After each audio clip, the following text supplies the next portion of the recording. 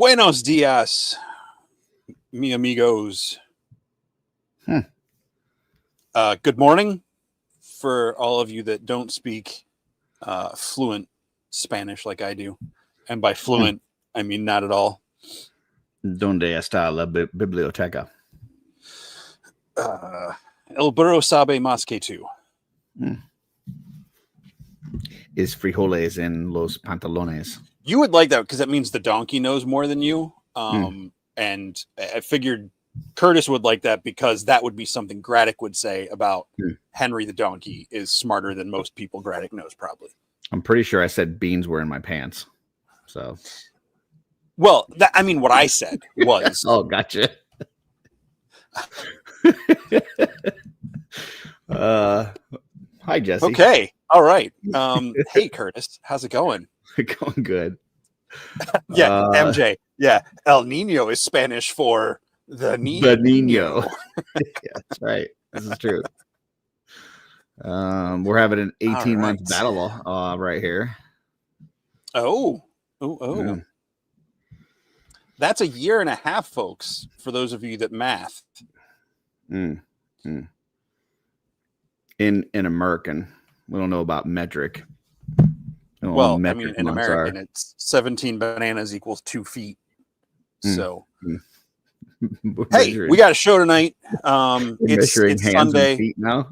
It's a 12 season 4, episode 34. It's a 12-foot King Kong hand.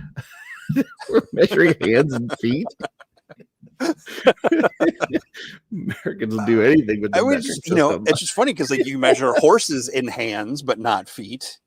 Like horses don't have either. They have hooves. Man, you should look up baby horses' feet sometime. Oh, is that what I should do? Yeah, I believe they get called fairy fingers.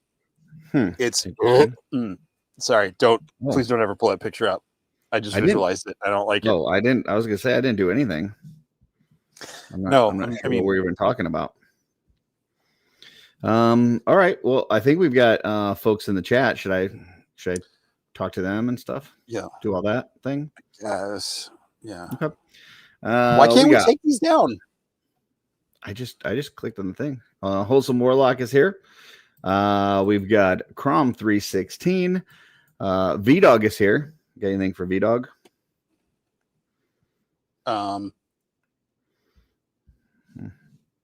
Maybe.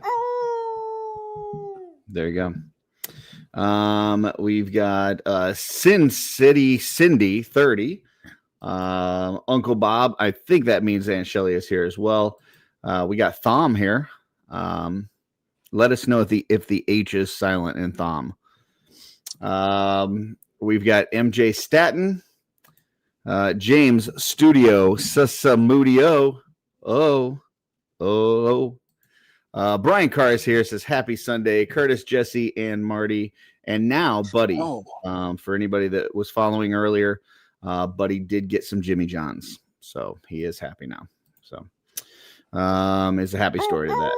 Happy ending. We got Tanya McCoy here in the chat. We got Jesse Marshall, Jeremy Govier, Michael Morales is here. We've got Darla Akerman. I know her. We got Brian Lynn in the house. Says Legion's Con season 10 weeks to go. Gosh, that's so quick. Hank is here. We got just Shelve it. Jesse's on screen. He's in the chat. He's everywhere. We got William Husted here as well. Jen Lucky Sprinkles is here. Freaks Figures. We got Guaisagüe Echevarria. Dub3.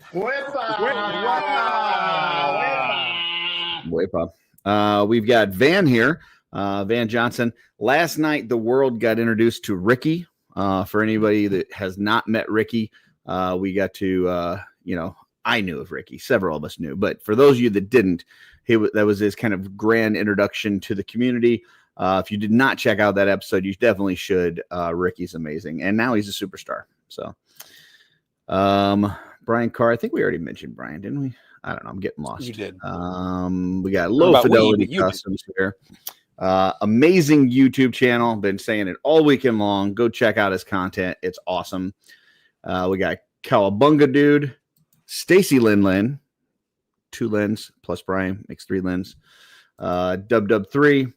Then we had an 18-month battle here between Legends Collector 1321 and Kevin Maboots, both members for 18 months.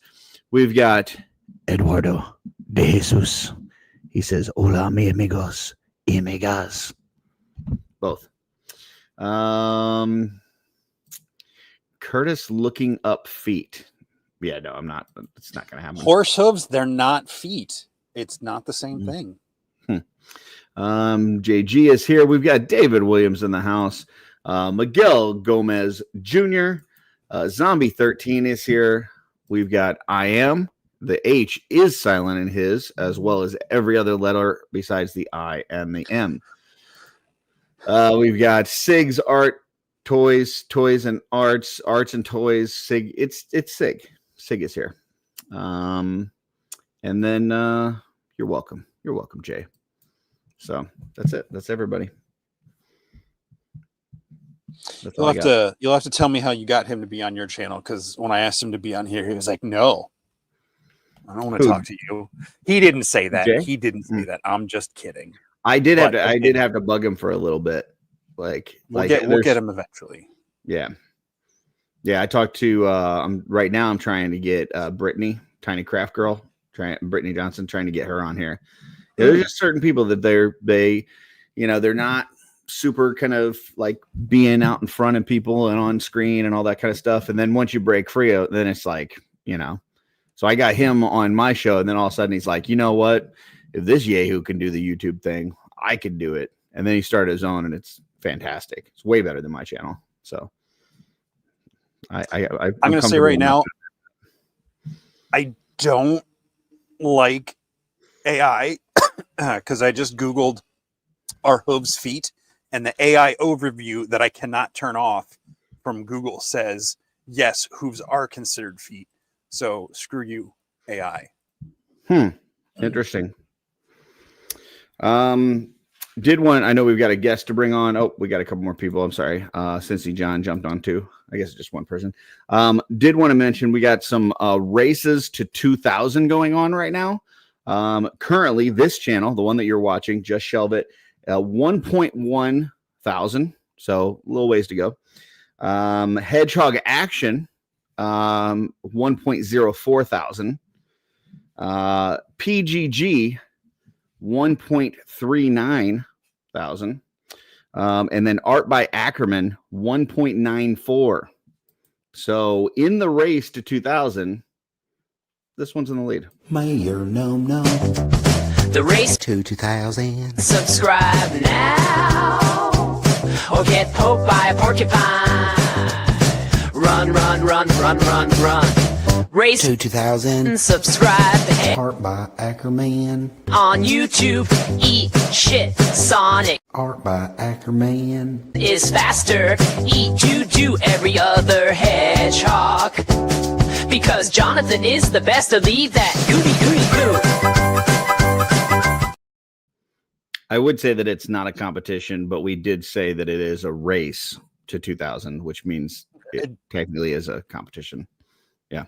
For the record, this channel is not in a race. I mean, we'll get there when we get there. Yeah, I mean, you're not being competitive in the race, but we're considering you in the race. No. Yeah. Don't consider me. I'm going to start telling our guests to come on at like 8:30 so they don't have to sit backstage and listen to all these shenanigans, just waiting at their computers. You know what we need to get you to pass all those other channels to 2,000? We need another dragon campaign.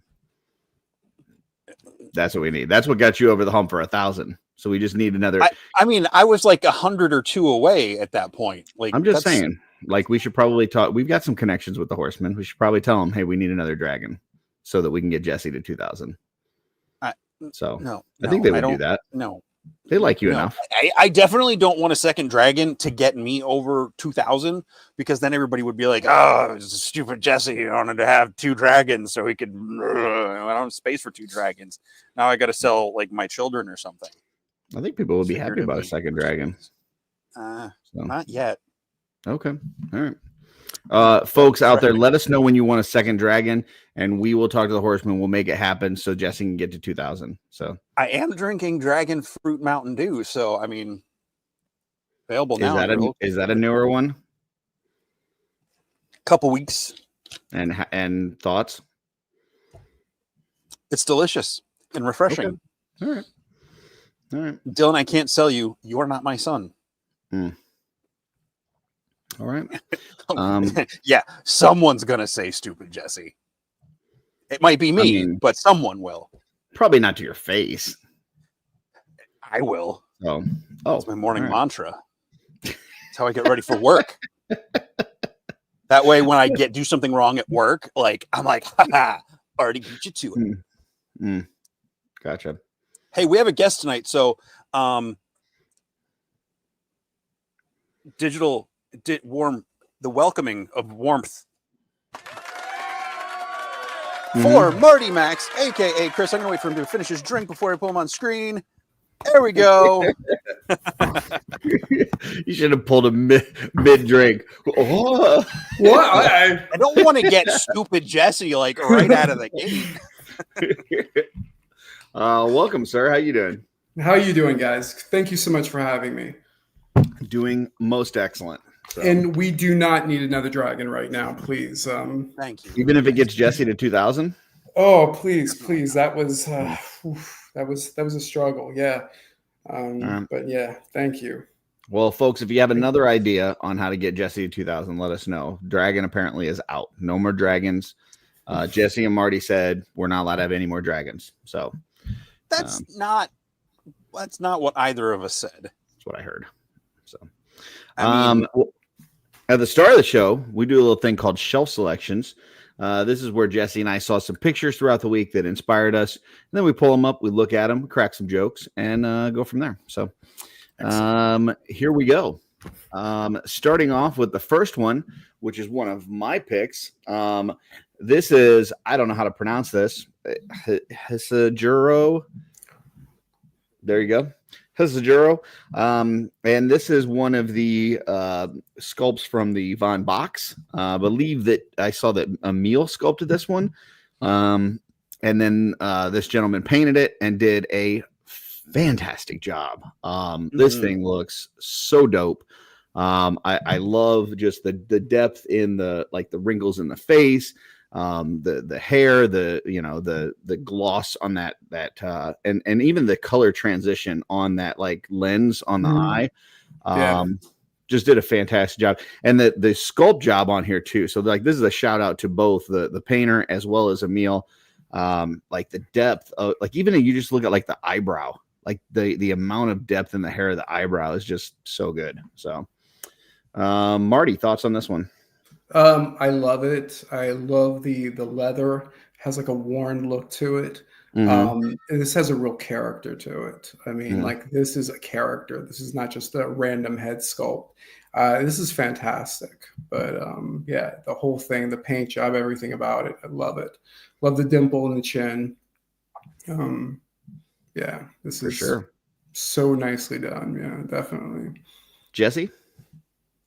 I mean, blown away on all levels. Sculpt, paintwork, everything. Yeah, that looks like a real piece of leather strapped around this guy's head. I really hope that lens is not magnifying some pink eye. I mean, granted, if he's in olden times, it's probably a little harder to get around, but no, this is great. Yeah, the color shift on like that ocular piece is really, really cool. Amazing work. Beautiful. Next one is one of Jesse's picks. So this is one I think you brought them up recently. I don't remember, but I'm following them now, and it's Superbious Toyography. And I just really loved the color and the angle, and kind of the dark like outer stones here of this wall with like the moss, and then how it just pulls you right into Ganesha back there. And a little bit of fog or whatever at the floor. I just thought this was a really fun, very colorful, stylized photo, and I just thought it was really neat. Marty? Yeah, I love it. I love the composition. I love the angle that he's got it at. I love the smoke at the bottom. And again, I've seen so many pictures of this figure, but this looks new. This looks like something different. You know, the way he posed it. I like the angle of it. Yeah, it's a fantastic shot. Yeah, this I did not have this person follow, so it was not me, Jesse. But I am following them now. Because yeah, it looks like some great photography on their page, and so yeah, the easy follow. And that's what we do, folks. When we see something that we're not following, and it's cool, we follow it, and then that makes our Instagram feed cooler. So, but yeah, this thing's awesome. I love the the kind of the angle of this, the lighting, the smoke effects. Looks great. So awesome job. Freaks Figure says he loves my Ganesha, but the hip joints on his are a bit loose, and we all know the old saying, loose hips sink ships, or something like that. Hey. Whatever Black Eyed Peas says. I don't know if that's what that is. Did want to pull this up real quick. Talk amongst yourself for a second. Go ahead. It's your show. You can make up something. You're good. There you go. Composition, the nature of something's ingredients or constituents. That thing. I have to look up that next. The way in which the whole or mixture is made up. So there we go. I just got to look up that constitution and then we'll be good. Next one is one of mine. God. This is a up and comer, doing some pretty good work. No, this is actually Marty's thing. I didn't know. I swear when I picked this picture, I did not know you were going to be on the show this week. Had totally blanked out. Yeah, I just thought this was really well done. Just the mix of parts as well as the soft goods. I was trying to place my finger on like where the soft goods are from. I even reached out to Marty to ask him because I thought maybe he had bleached a set of Maxilius robes, but it wasn't from that. It was some other parts that he had put together, but I thought this just came out really well. I love that Belphegor head that we got initially. I know a lot of people like repainted that and made it look like this in bone colors and stuff. And then, obviously we got the one with, was it Demistros? And yeah, it's just a really cool head sculpt. And then, you put it together with parts and soft goods like this, and it's fantastic. So thank you. Jesse, thoughts on this guy, this account and this photo that I pulled up randomly? Well, I'll just say when I put the slideshow together, I try not to look at your photos other than to register whether or not it's one I had picked, which I did tonight. But I didn't clock the name when I put it in the slideshow. And if I am not following you, I feel like I saw this week, but maybe it was in the Cabal. I don't know. Yeah, it was. I think it's great. Yeah, thank you. The smoke trails like coming off and the tree in the back, like this feels like, to me, I see this and it feels like the guy welcoming the visitors to the crossroads for the figures we're getting at Legions Con this year. Like the guy waiting there telling them like you have a choice between, in a much cooler voice, which path will you choose? It's awesome. Very thank you. Vibes. I love it. Yeah, thank you. I wish I could tell you I'm, took a long time for this, but literally I wanted to put this together. It didn't take too, I'm just not a good photographer. I'm not. It's something that I have a lot of things that I've made and I put together that I just don't want to spend the time photographing.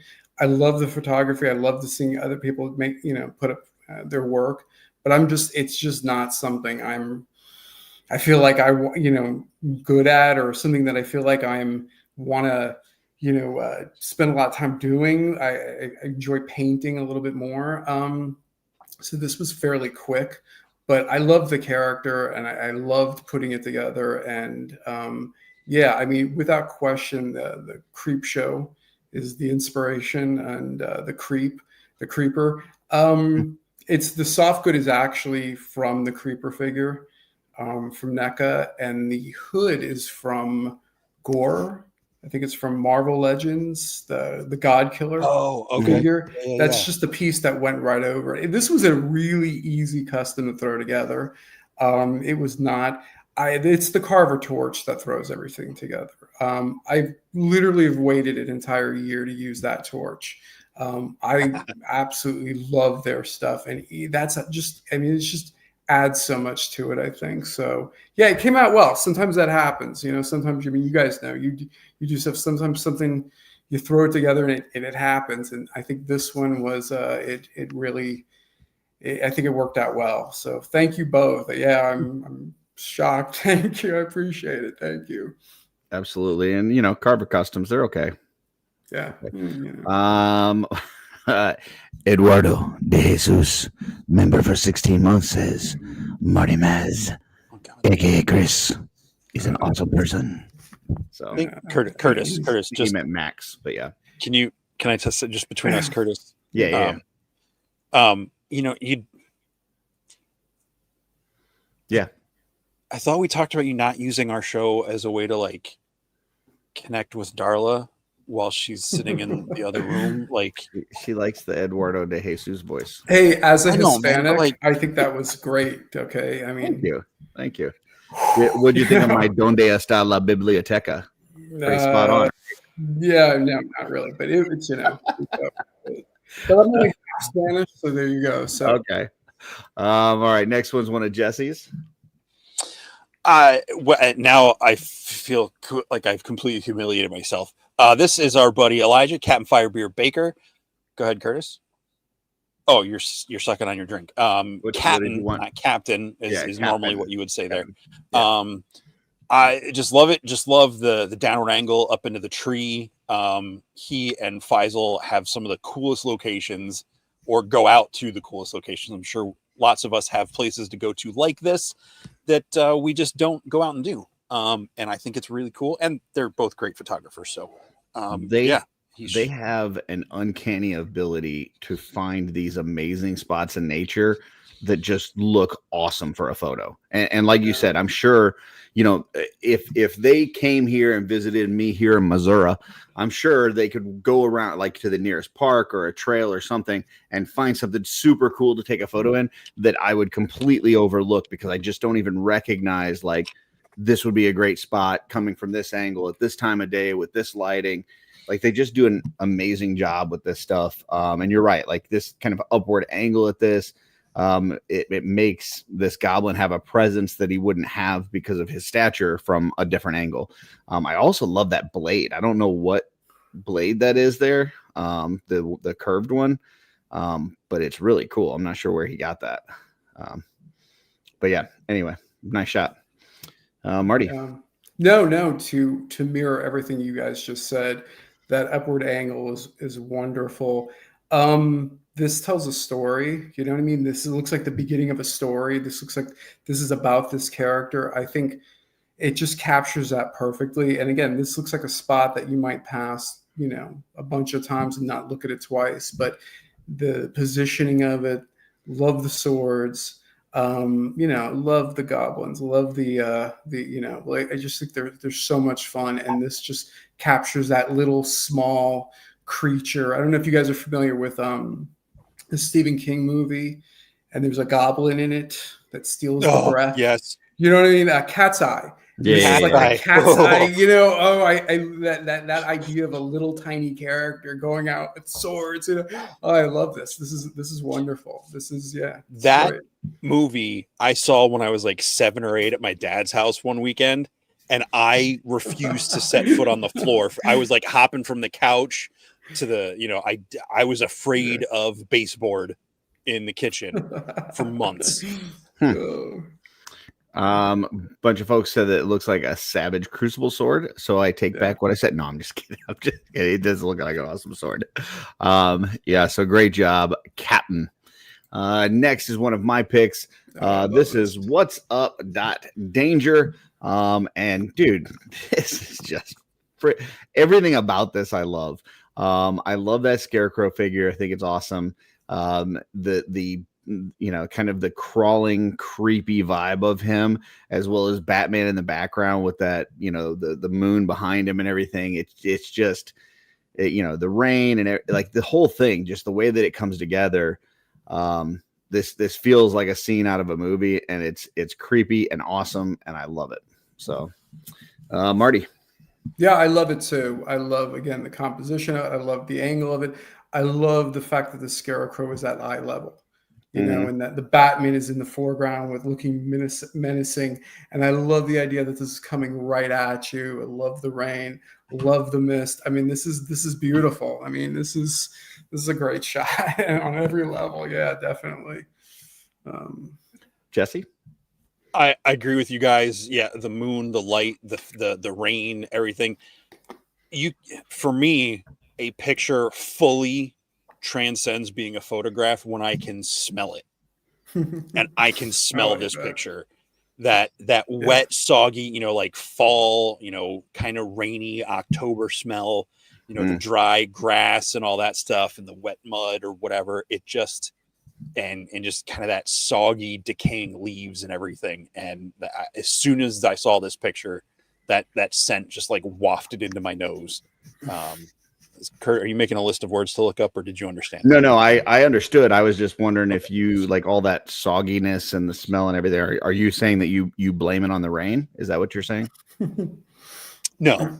Oh, okay. I love rain in the fall. Like I like that smell. Okay. So you don't agree with Milli Vanilli? Does anybody? Right. Let's hope maybe not. Milli. I don't know about Vanilli. All right. Next one's one of Jesse's. Oh, I love this one.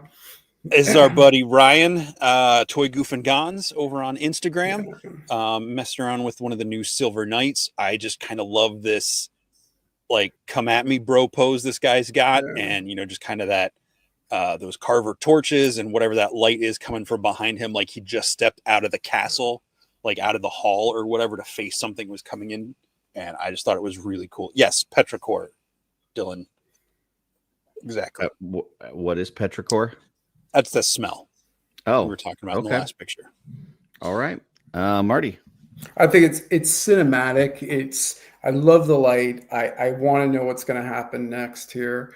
I want to see this guy flip up that visor and go to war. I mean, when I saw the shot, I absolutely loved it. I love the light at the bottom. And again, the Carver torches. It's funny. I think we're all getting trained to look for those torches. And every time I see them, I just get so happy seeing them in the background, and they add so much. But no, this is a perfect shot. This was one of my favorite shots from the week. I really I loved it. Yeah, I mean, Ryan's been doing some awesome work this year. I know, it's not always easy to be able to kind of make time for this stuff, but he's really been, kind of fitting it into his schedule and trying to get a shot out pretty frequently this year.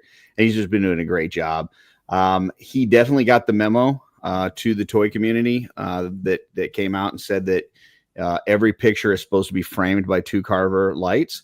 So for all you photographers out there that are not doing that, I just want you to know, you may have, some legal repercussions. But Ryan, he got the memo. He's doing it. He's putting the lights in there. So he's avoiding any conflict with the lens. He's in good graces there. So next one is one of mine. This is the Amazing Mercury on Instagram. And I just thought this was really cool. I kind of, a lot of these, like you look at it, you kind of envision your own story. And this could be like a skeleton that's, in the mythic world, we have like the living skeletons that are kind of moving around and all that kind of stuff. I kind of envision this as, a Templar that had lost in battle and died. And this is just kind of his final resting place. And you got that nice crow that's in there and the light shining down from the top. So it's kind of a sad but beautiful picture. So, Jesse. Okay. Oh, sorry. No, go ahead, Marty. No, I agree with you. I like what you said. It's sad, but it's beautiful, and I think that's it. I like the way the light it comes in the background, but it's not too overpowering, and there's something about that, crow that's there that that kind of makes the entire shot. So yeah, this is a great shot. This is another one. So I'm a sucker for the skeletons. So nice. Jesse? This is the one that I had also picked. So I was able to substitute another because I had a lot of picks this week. I do love it. I love the crow sitting there with it, and whether it's his spirit revisiting him or whatever. I love the glint coming off the edge of the sword, the pommel there, right next to the crow. It's just it really draws you into that point, I feel like, and just the shadows and the blurred out background. It's definitely telling a story, and I want to know what it is. Brian said always, but then he corrected to also. So also some news for CarverCon with Ryan coming after Legion's Con. So stay tuned for that. Aren't we all going to CarverCon after Legion's Con? I think so. For those of us that are going. Zombie says, love the little crow. Yeah, the crow's cool. Big brain injury. This is one of Jesse's. Yes.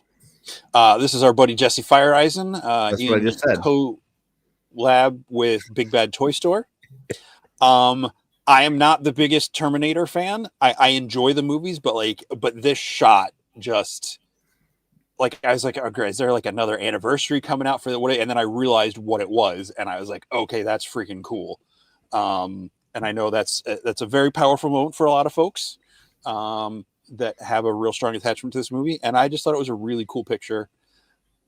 And Curtis, I apologize for not waiting the 3 seconds for the 1/6 to disappear. I was like, should I give him crap? I was like, I'm not going to give him crap. And then you gave yourself crap. I love it. See, it's the whole negging on yourself. I'm training you. Marty, thoughts on this one? Yeah, I'm a big Terminator fan. So just seeing that pop up just, warms my heart. And this scene always gets me. I mean, I remember seeing it as a kid in the theater. And it's a fantastic shot. I mean, it's perfect. Yeah.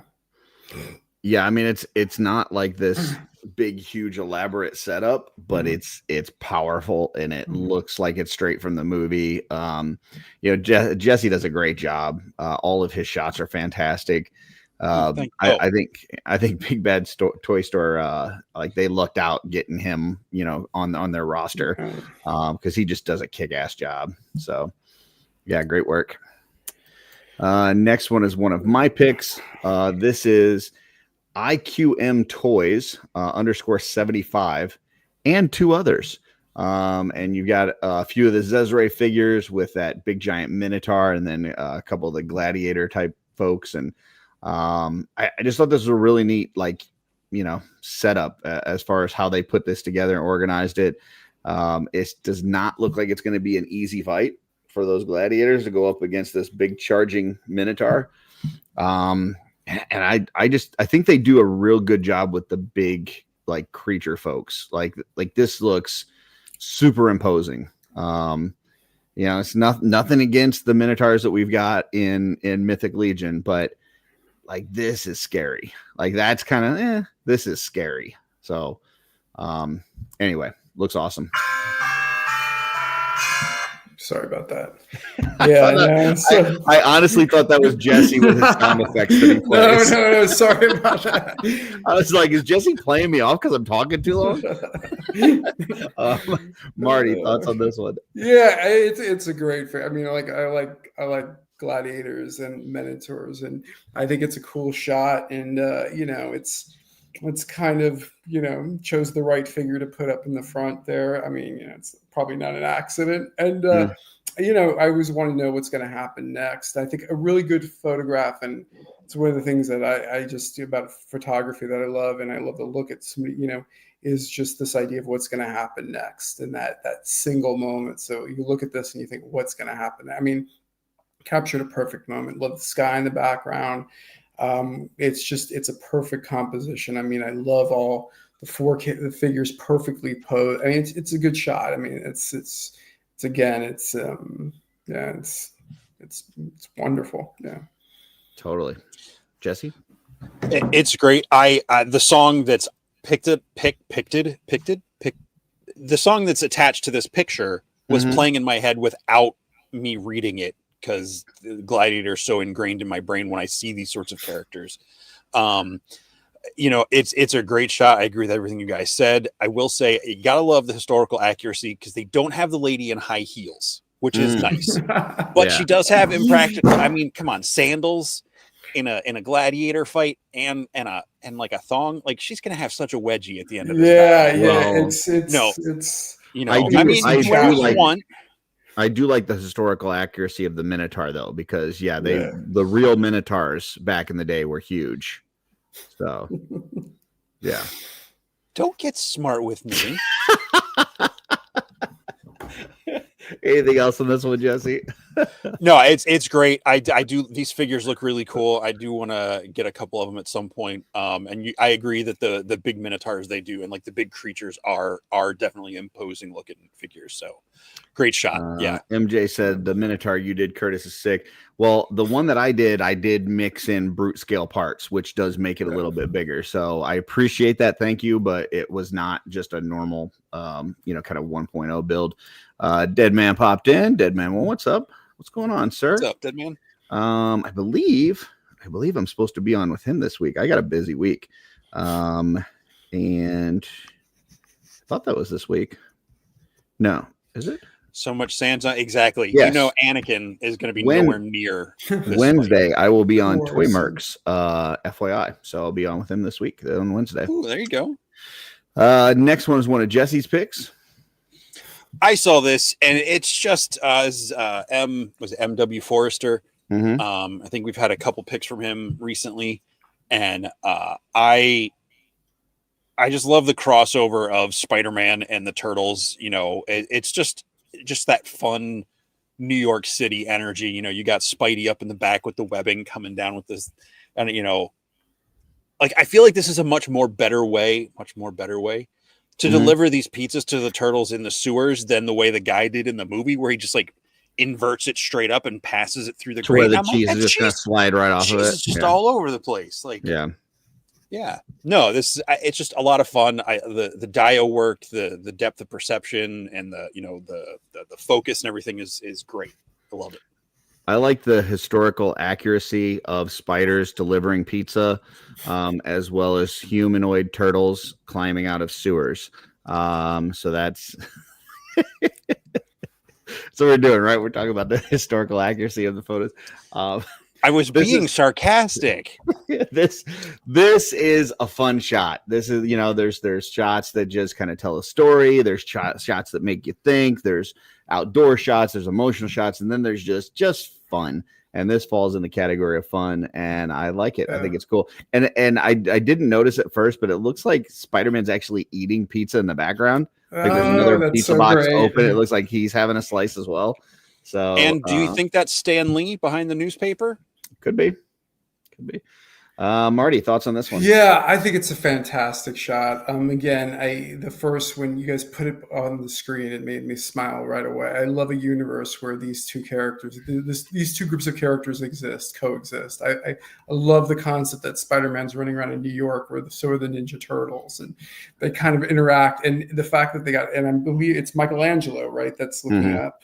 Yeah, sure looks like it. They picked the perfect turtle for that. And again, I think it's just a fun shot, and it's whimsical. And the fact that they picked Dean Martin as their voice, as their music, is fantastic. And yeah, it's a fun shot. It's really yeah. I never really put that like together as far as like these like kind of smart mouth one-liner teenagers in New York fighting crime. Like it's very, very similar type of story when you think about it between Spider-Man and the Turtles. So yeah, to think that they would meet up and have pizza is kind of interesting. So yeah. Next is one of my picks. And this is Toy Immersion with his crystal ball. And I believe this is like some sort of custom shield or something. This is not one that comes with it, if I remember right. But I must have stared at this thing for quite some time, just being hypnotized by it. I think he said the same in this photo. Let's see. The holographic shield from the original 3.7 line was iconic as a kid. The classified shield is pretty cool, but I wanted to give him a strong hypnotic vibe, so I swapped it with this 3D spiral. In editing, I was looking at it so long I actually started to feel dizzy, which so like the fact that there's no like extra like photoshopping and all kinds of weird stuff going on here, like it is just straight up an image that tricks your brain to make you feel like this is moving, and he is hypnotizing you. I think it's just a really cool way to kind of bring out this figure even more. And it's just such a unique and weird character anyway. And then you add a shield like this to it, and it's like, man, this toy is really hypnotizing me. So, Marty, thoughts on this one? Yeah, I love this character. I mean, this character, you guys, Stephen King reference to this character and him writing the bio and everything originally. So this was always as a kid, I love this character just for that. But the fact that he went back and replaced that shield with something like this, I love it. And if his eyes, is this classified? Is his eyes like that? Do you guys have this figure? I don't. Is the eyes normally like that? I don't have this figure. I did see somebody else posting it or showing it off earlier. It looks like there may be a little bit of a Photoshop effect on the eyes to make it light up a little bit, but I think it is that color. I'm not sure. That's so crazy. Sound off in the comments for anybody that has it. I saw who was showing it off this weekend. Man, I can't remember who was showing it off, but they have like an alternate like green head with like this like translucent head and stuff that's like really cool for it. So yeah, it's pretty awesome. Was it Blake maybe? I can't remember. I'm on too many shows, folks. Jesse, thoughts on this? I don't like looking at this picture because of that shield. Like it's really tripping my eyes out right now. It was and Mark. I have it on two screens. Like it's an awesome photo. I don't remember this character at all. So again, it's another one. Sorry, I don't have a connection to, but it is a cool looking figure, and this photo is amazing. And the fact that effect comes through on that shield in this photograph so well is really cool. Yeah, it was. I remember now. It was Mark on Saturday Morning Toy Collector on Double Jointed, because he was talking about that Stephen King aspect of it. That apparently Stephen King and his son kind of created this character together for the Joe line. So, which is just kind of a neat little side note on the character. I'm so sorry about that, guys. Jesse's playing me off again.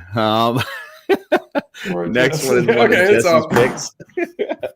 So this is B. Dixon photo. I believe I had to go back because I think when I initially grabbed this picture, I was not following and I didn't want to get yelled at. It looks like some extreme sets, 3D dioramas there, with some cosmic legions. And there is no way that's a one of those extreme sets. I'm pretty sure it is actual metal. I'm pretty sure it is. He did really nice lighting on it because I'm pretty sure I had that set. Bullshit. Okay. He doesn't say. Damn it. Regardless, whatever the diorama is, it's an awesome shot. I love the kind. It's not as low as your Scarecrow picture was, but I love that Kalian is a little lower in the frame compared to Novi and Lean there and everything. And it has this weird cross. It fits in that nice little spot, the way this photo set up between things like Dune and Star Wars. Like, it could just be happening. Oh, I'm sorry. I got to rub this in a little bit. I need to know which one, because I'm looking through the comments on this thing. Well, first off, it wasn't an account that I was following, which I am now. Second of all, I need to know which one that is, because that looks phenomenal. Like I was immediately drawn into that Dio going, I mean, that looks like metal. So sorry, Jesse, go ahead. No, it's okay.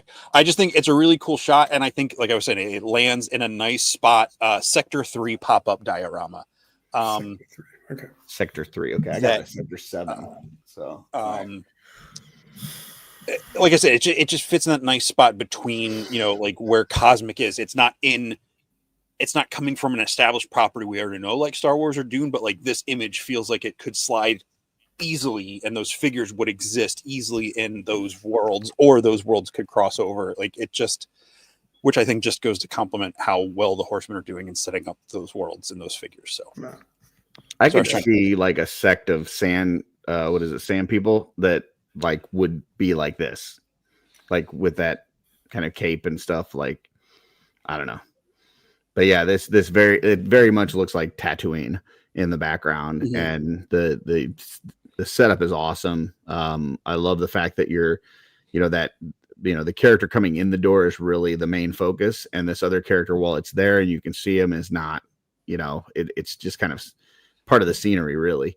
And then that I guess the sun in the background is just, I don't know, it's nice little lighting from back there, and looks cool in the background. So yeah, this is beautiful. Immediate follow for me. This looks awesome. Yeah, I love it. So you jump in. I love it. This is one of my favorite pictures of the night. I mean, this is just, I love the sun on the cape. I love the position of the ship, or I'm assuming it's the ship. I love the fact that there's a sense of motion to this. And again, I keep saying this, I want to know what happens after this moment. I mean, this is, and I think anytime we get any photographs, or anytime I see anything with Cosmic, I'm excited. I think that Cosmic universe is so good and so rich, and has such there's so much potential in that universe. And I think like this shot is just like, again, want to know what's going to happen, want to know what's going to happen next. I love the use of something that's green, something that's organic in this very sterile kind of, metal used, lived in world like Star Wars and Dune. This idea that this ship is old and run down. I mean, this is just a great shot. This is perfect. I would want this framed, I mean, this is a fantastic shot. It's really, if you want to showcase these figures, this is one of them. Again, it's great. Well, a little bit further down in his, if you scroll through his Instagram, he's got another Killian Shin one where she's kind of out there with that background, but it's kind of out in the open without all this dio and everything, and just kind of the light coming from behind her. And it looks fantastic too. Like I could definitely see that one, like wanting, for that framed on your wall or something. This feels like, great. You remember in the first season of Mandalorian where like he goes up to the door and like waits for the stormtroopers to come out and like takes them all out. Yeah. It feels like the opposite side of that, where you were following Novi and Lean, or whoever this character is, like as they're about to leave the door, and then Killian just like bursting into the ship or whatever, and is just ready to take them all out. Yeah, good job, Jesse. Next one is mine.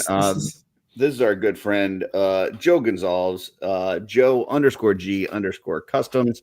I know he's been working just a crap ton of overtime all year long. He hasn't had much time to do any customizing, hasn't had any time to do photography. But he just put this little fun kind of going to Legions Con photo together with some skeletons with those. We've gotten a few T-shirts now from the community, between the one that came with the Walter 2-pack, and then I know George and Chris were both handing some out. And so he's got those shirts on the skeletons, and yeah, they're getting ready. They're making their plans for Legions Con. So I love that. So cool. Go ahead, Marty. Oh no. When I saw this, I right away hearted. I thought Joe did such a great job with this. And again, when I saw anything with skeletons, I'm in for, but the fact that he used the T-shirts, and it's just, and then getting that announcement, that reminder that we're 10 weeks away, it's just, starting to get that excited feeling, so this kind of captured that. I loved it, For sure. Definitely. Jesse? My first thought looking at this picture is, oh my gourd. This picture's amazing. I love it. I wanted to put it at the end, but there is at least one more picture that, just because I do Curtis pictures first. So yeah, just to double emphasize on the whole, Legions Con is coming up. I know Legions Lounge is going to start doing their Road to Legions Con stuff, and you know, we kind of always do the Road Legions Con over here, but that's just kind of basically our That's show. why I said to Brian, you know, earlier, like it's always Legion Con season at Show. But yeah, it just made me smile because coming from Joe and, you know, getting to meet him in person last year at Legions Con for the first time, and just looking forward to, you know, getting a room with him again and hanging out with people at this convention is, I mean, the conventions we get to go to throughout the year are great, but the Legions Con just has such a special thing to it. Just the whole atmosphere of it is just unlike anything else. So I'm really excited. Totally agree. Yeah. And Joe's not near as short as everybody thinks he is. Oh, yeah. I was so shocked by that. I was one of the people that thought he was a short guy. And when I saw him, that's one of the first things I said to him was, "Oh, you're so tall." And he kind of looked at me like, "What the fuck is this guy talking?" But I was like so shocked because he was a big guy. You know, so yeah, it's kind of funny. My favorite thing about being with Joe at Legions Con was I kept like finding him like just talking with other groups of people, and I would just come up and give him a hug from behind, and he had no idea who it was. And he had made it very clear that he's not a hugger, like that's just not his thing. And I freaking broke him, and it was great. So next one, this is another Jesse pick. So I mean, it's not really a surprise. I mean, the way we rotate the pictures, but Articulated Time, Steve, I don't know if you're still watching. He said, he said something like nice shots, everybody, or something earlier. But I mean, I'm not saying he's pandering because he he was. He knew what he was all doing. The time. But like, I mean, he's got everything. He's got 2 Steps from Hell as the music. Never Back Down, which is one of their best tracks. He's got Thistlethorn with that locked in Elven Blade, you know, doubled up, coming through the grass, you know, Magic Hour and the light and everything. I mean, chef's kiss. I want this framed. Or if he would have put an Indiana Jones hat on Thistlethorn, would be the only way that he could have more assured that this was going to be a shelf selection. It maybe a dinosaur in the background too. But yeah, this had Jesse written all over it, and it's just awesome. I mean, I have you know, I give Jesse shit all the time, but this figure is just so good. Like, I mean, Thistlethorn is just an amazing figure, and we've seen so much great photography since we've done this channel. And it just, depending on how you show this figure and depending on the pose and like where the camera angle is, you can make him seem happy and content and angry and fierce, and like it's just so much different emotion based on the sculpt and based on which angle that you're photographing it from. And this is just a beautiful outdoor shot. Love it. It has kind of those gladiator vibes where he's like walking through and, you know, kind of running his hand through the stuff that, you know, whatever, the greenery. But yeah, it's amazing. Wheat? Sure. Whatever. Wheat. Yeah. Marty? This is one of the figures I don't own that I would really love to get, but I'm waiting to see if they ever release like a 2.0 version of it. But I absolutely love this figure. I mean, I don't own it, but it's in my definitely want to own. And this just makes me want to own it even more. I mean, this makes me want it. This is my wife's favorite character that I don't own also. So she always wants this one, which I think is, you know, kind of funny. But this makes me want to go out there and get it. And this is such a great shot. I mean, truly, it's again, this is brilliant. Know someone that can hook you up. I'll reach out to him and see if they still have one. It might be missing the sword horseman, but I picked up the head from his head from Patrick Boyle at Legions Con last year. So I have the head. I was gonna do like my own custom body and like kind of put him together but he's just such a fantastic. Everybody I know who has him, like this is on everybody I know's top 5. And this is just truly loves this figure. So yeah, it's. Hey, Dirk jumping in. Hey, I'm late to the party, but I made it. Marty is one of my favorites. In caps. That's cool, big time. Guy. Yeah.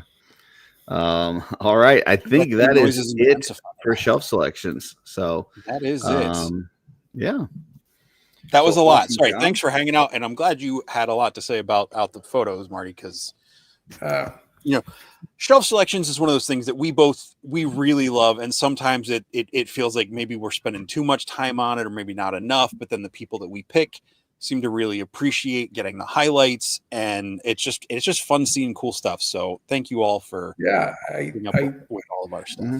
I think it's amazing to see your photograph on you guys pick a photograph. You guys picked one of mine about a year ago, maybe a little bit, and I was so excited. I was kind of new to the community, and I turned you guys on and I saw it and I was like, oh my God, there's my photo. Yeah. So I thought that was pretty cool. So as somebody who's been there and done that, and especially tonight, oh my God, I was so shocked. Thank you.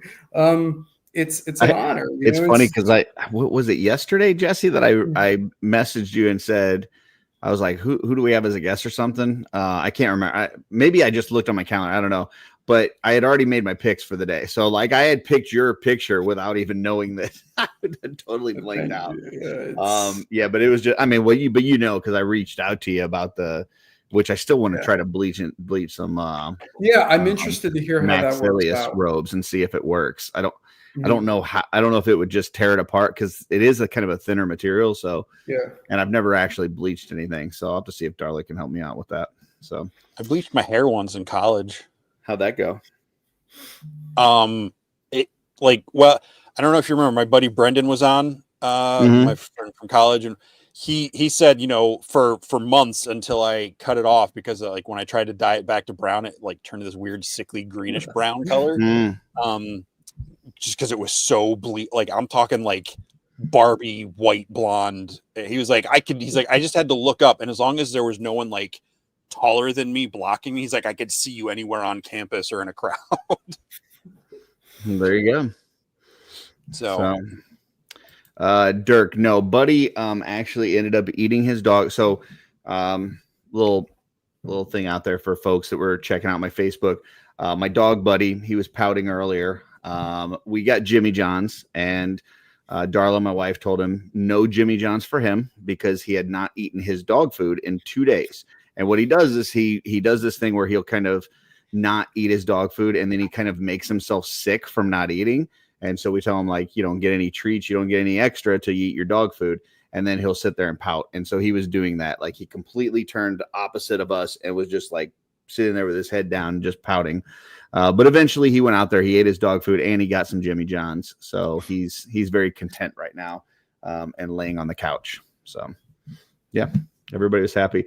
It was funny though, because earlier today, people are like, oh, come on. That's sad. Give into it, whatever. And Darla's like, you made me out to be the bad person in one post. Everybody's always talking about how much they love Darla. Curtis is here, but where's Darla? And she's like, one Buddy post and the entire community turned against me. So that's all it took. But he's doing good now. So for the record, I didn't read that post strongly enough to realize that Darla had anything to do with it. I just read it as Buddy was. I was like, oh, Buddy missed Curtis so much that he's not eating.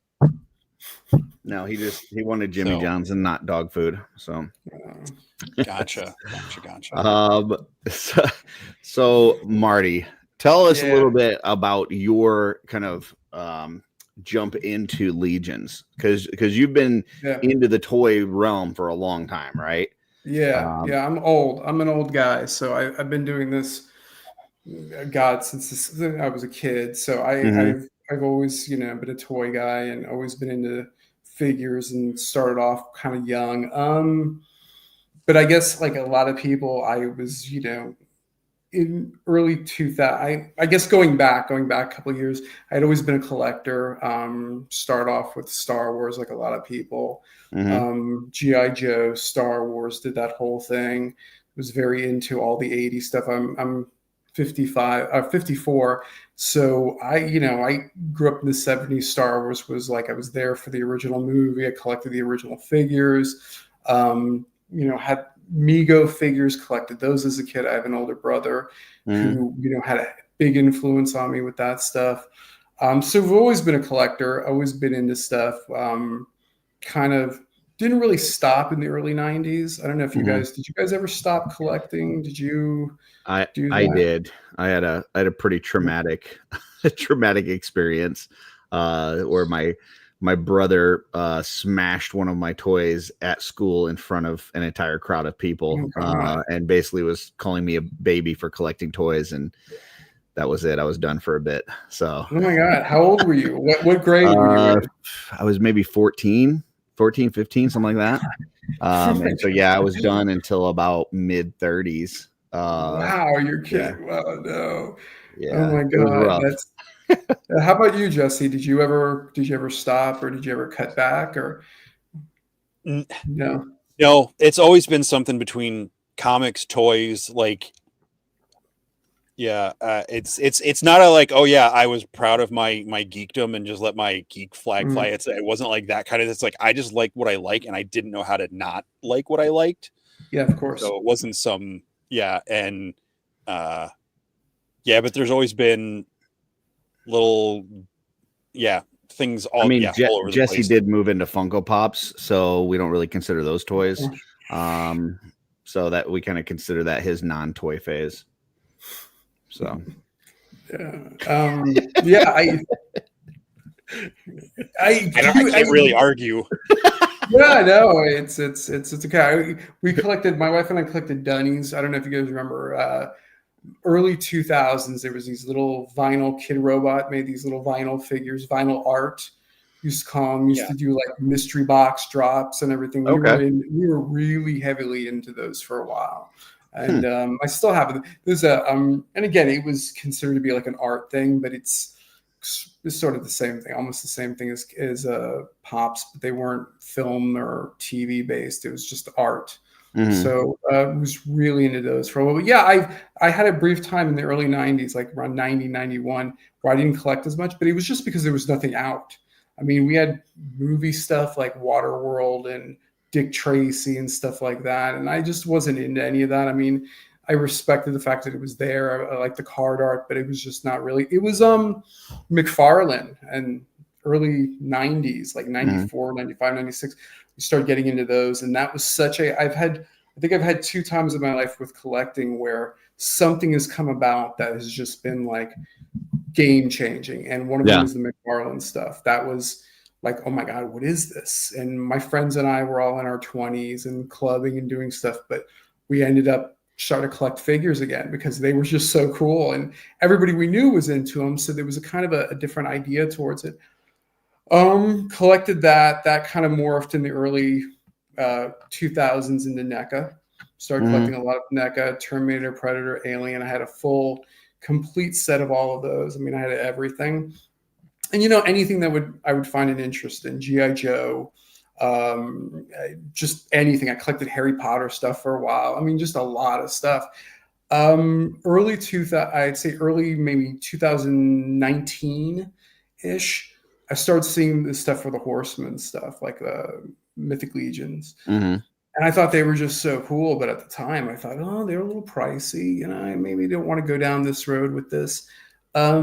And they were doing, do you remember when they used to do the drops on Fridays? I don't know if you guys, they would do these in-stock drops that were like 10-minute drops. It was like, it was a bloodbath. Yeah. Yeah, it was, people have no idea. Anybody who complains now about, Mythic, you don't know. That was, to be able to go onto their website and buy figures is extraordinary. We're living in a golden age right now because the fact that there's stuff in stock pretty much all the time. There's something that you can order from them directly almost all the time. Is really ridiculous. Like because it's kind of like what you're saying. Like when I came in, same thing with Jesse.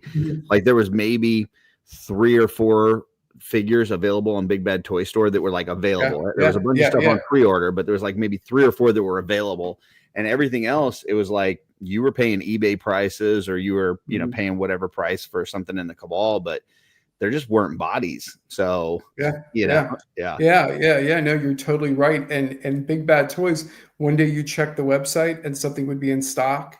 The next day would be out of stock, and then maybe it would be back in stock again. If you're in the Cabal, there were these, like, you don't really see it nowadays, but 4 years ago, I guess, whatever, you would have these moments where somebody would post on the Cabal. They'd be like, down to 22 of this figure, and like there would be a run on it. It would just be gone. Like as soon as you see the post, it's already gone. Because you couldn't see the numbers until it got to 24 or less. And once it got to 24 or less, like somebody would make a post and it just instantly out of stock. So it would be gone. And I remember those bloodbath days. I like that you referred to it as that, because that's exactly what it was. It was over so quickly.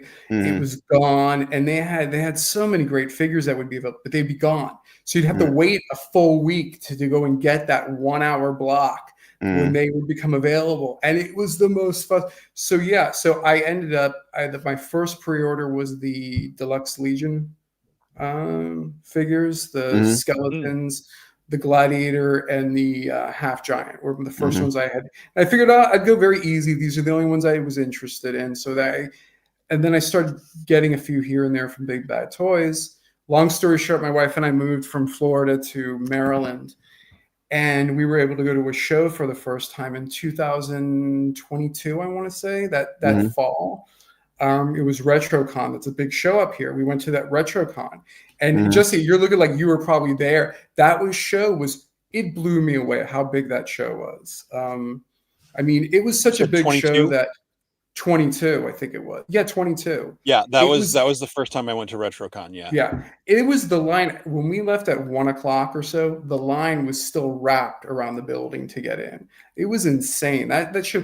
But anyway, I'd never gone to a Horseman show. I'd never seen them in person, never done anything. I was in line and I see somebody walking towards me and I recognize him, and it was Walter. And I couldn't believe it was Walter. And I was just like, oh my God, it's Walter.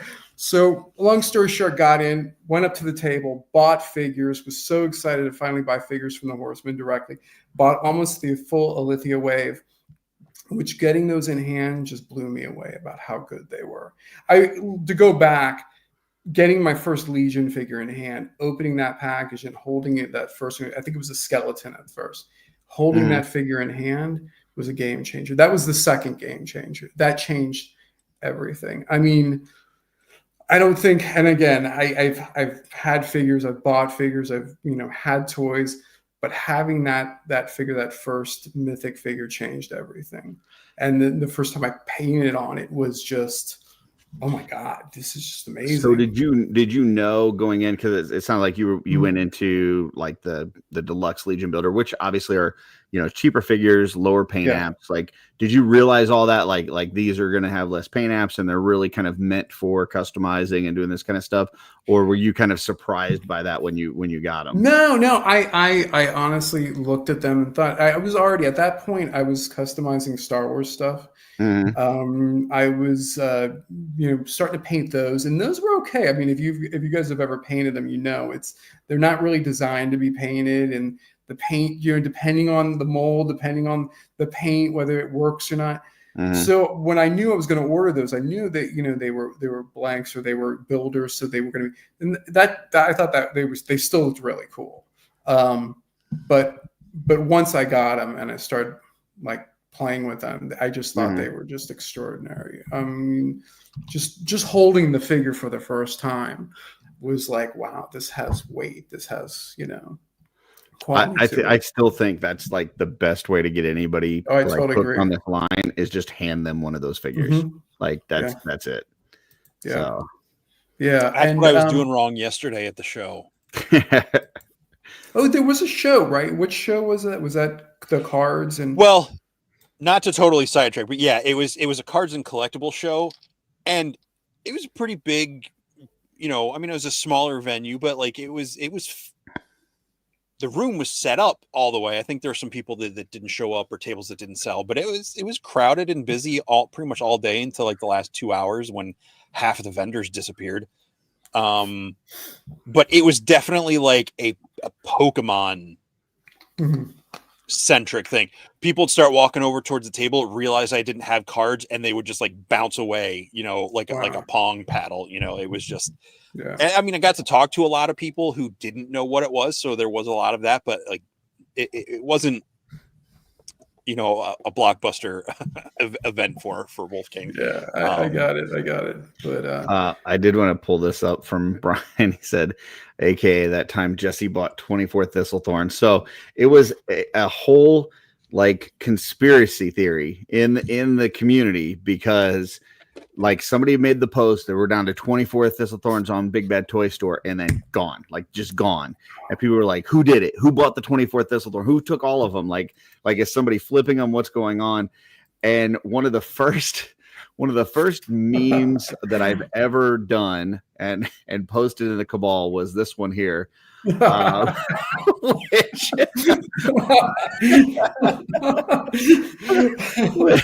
gotten me a little bit of trouble, but it's still funny to this day. It's so fantastic. Oh my god. But that's what it was. Like, it was crazy. Like, there would be a post, and then the stuff was just gone forever. And then it was like this, people were sending out private eyes to try to figure out who bought them all. It's like they were they were there. You could have bought them for the last 2 months. They were there. You could have, yeah.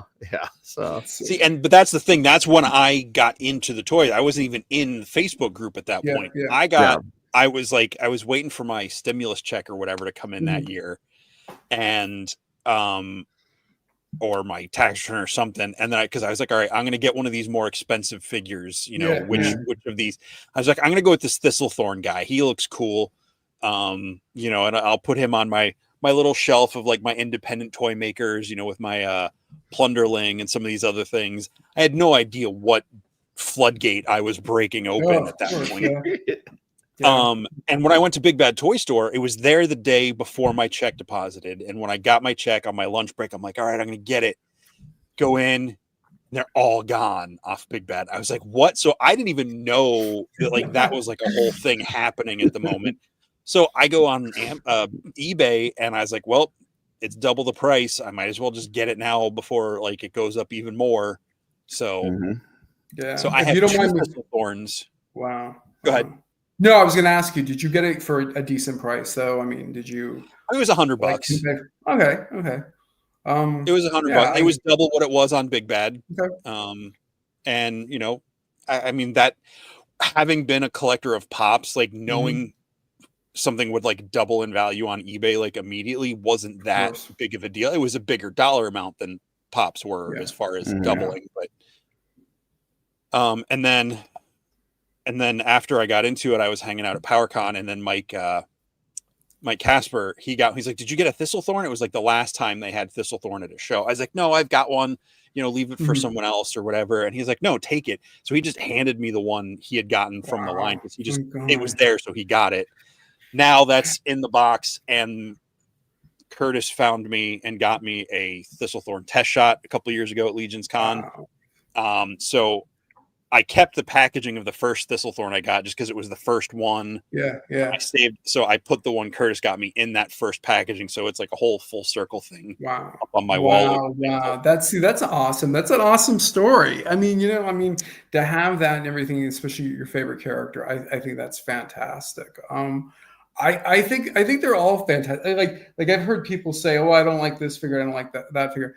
I love all the figures. I mean, I have to admit, I don't think there's one I've opened up that I have been like, "Oh, I don't like this figure. I can't use this figure for something." I think every figure you can use. There's some part of it. There's some piece on it that's going to be useful that you could do something with, that you could look at and you could say, "Oh, I could figure it." I think they're all fantastic. I think the Horsemen do not put out any. There's no duds. I mean, if space and money were not an issue, I'm 100% with you. Get everything. I think the only thing that's kind of changed with my collecting over the years is like there's certain figures that I'm like, I want 20 of, and so then it's like, okay, well, then you got to sacrifice somewhere else, because you're not going to have room for 20 of those plus every other figure that comes out. So, but I'm with you. Like there's something good in all of it for sure. Yeah, and their figure obscura is beyond beautiful. It's like, and you know what? Again, being into the community, being into different communities, and being a collector in different communities, you have experiences, good and bad, and unfortunately, some of the bad ones really stay with you. And I think when it comes to Legion and it comes to being with the figures and being with the community and just the figures in general, I've not had any bad experiences with them. I've not had any bad experiences with the people. I've not had bad experience with the stuff. I mean, I've never opened up a figure. I've had 1 or 2 breaks, but they've been minor stuff. And when I've written to, customer service, they've gotten me my stuff back quickly. I think they're awesome. I think they have an awesome, rapport with their customers. Let's put it this way. Four Horsemen, they destroyed all my other collections. I don't really collect anything else but Four Horsemen stuff. And like you were saying, Curtis, I really, to me, because I'm collecting all of them, I've got to pick and choose now. And you can't buy everything, but there's just so much good stuff that they do. I mean, I'm a little bit more choosy with Cosmic than I am with Mythic, but I still love the Cosmic stuff. I think the Cosmic stuff is just amazing. I think it's so good. So that's so going back to kind of the spawn days, like you were talking about.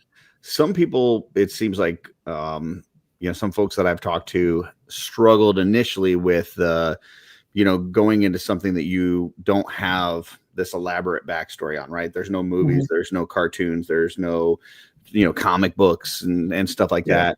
So like going into stuff like some of the Spawn figures that were coming out, going into Four Horsemen and the stuff they got. Now there's bios and stuff, but it's not like it's an instantly recognizable, I know who that character is and I know all about them from previous times in my life. Did you ever struggle with any of that as you're going into these things without content? Yeah, not at all. Not at all. I'm very much IEP. I love, if it was in a movie, I want a figure of it, But with Him the Horseman, no, not at all. Actually, I love that about it. I love the fact that the mythology was not as concrete when I first got into it. It was kind of vague and something. But then as it's grown, I think they've done a fantastic job with that too. And again, I'm not one, if I thought that they were kind of dropping the ball, I'd be one of the first people to say it nicely, but that maybe it's not as good or whatever. But I love the lore. I think they're doing a fantastic job with that. I think the story's getting better. Yeah. I think from a customizing standpoint, it really, to me, made me more able to kind of get into the creative side of things, because it was like, yeah, there's a bio and I can read it and there is some stuff to it, but it's open enough too that I can make my own creations and put them in this world. It's okay. Like, it's not, I'm not going to make my own alien and throw them into Star Wars. Like, it's just, it would feel off. It would feel wrong. Right. But in this world, it feels like I can do that and it's okay. And it all works out well. Yeah. So. That's an excellent point. That is such a good point, because I mean, the figure I just did this week, that Crypt Keeper guy, he was inspired by this idea of a scribe. I saw him as being somebody who would follow Necronomus around and jot down ideas and proclaim his glory and everything. But to me, it was filling a hole that's not there, that I kind of want to put something into. But I totally agree with you. And there's enough space and there's enough empty pockets that we can do that. And I don't feel like it's there's a problem with that.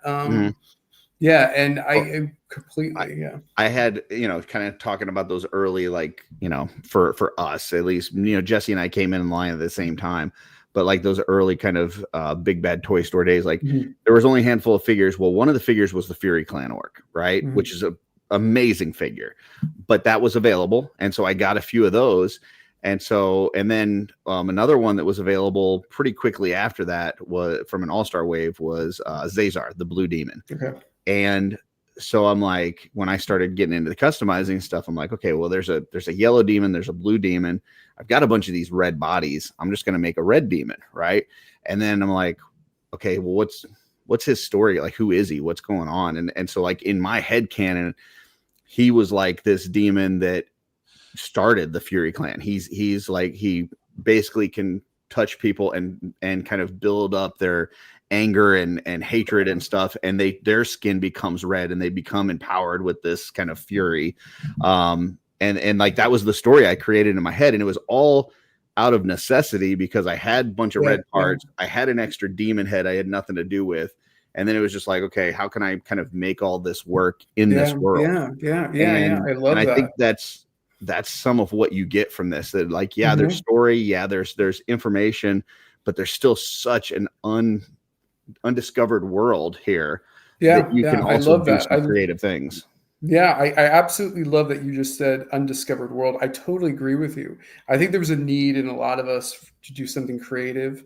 And I've never been super, super creative, but there was a need to kind of want to do this and to want to do something creative. And I think you're absolutely right. And that's a fantastic bio. And that's such a cool idea.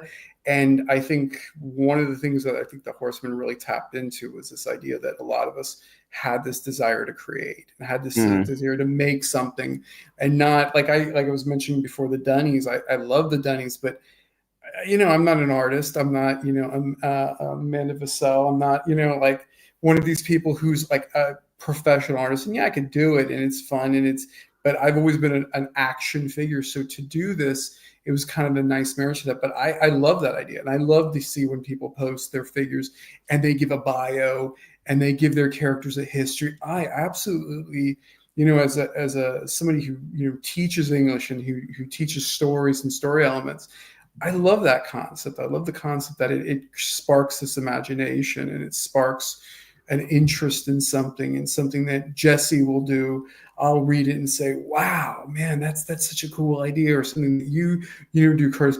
That sparks an idea in somebody's head that they go home and they do their own thing. And it's one of the things I love about the community, that there's so many people who just want to share stuff. So wait, just to flip back, I wanted to say something. When I did start to customize and I did start to paint stuff, I was looking up for videos on how to do it. And I found this guy, Jeremy, who was posting his videos and what's up, and who was just so enthusiastic. And I was like, this guy can't be this enthusiastic. And I started watching his stuff. And I think anybody who has not checked out his website, what is it, Pumpkin King? Yeah, if you just look up Mythic Customs, it'll direct you to the other one. But early on, like that was a gold mine, man. Oh my god! And you know what? Yeah, for anybody that doesn't know, like this is the guy that we're talking about. So that is, it's probably, I'm sorry, that's the best picture I have of him. That's not true. but yeah, I'll go ahead and pull up his website, but go ahead and keep talking about it. No, so going to that website and just seeing what he did, and I love all the 3D parts. I love going to Wolf King. I love going to you guys and picking up things and going to customize them. I love to get Von Burke, his stuff. I mean, there's so many good people. Dirk's. I mean, there's just so many good parts out there now. But to see what Jeremy used to do with, whatever he can scavenge, I think that's, to me, as a customizer, somebody who likes to throw these together, I love that concept. I love the concept of finding stuff. So this is pumpkin king pumpkin-king.com/mythic.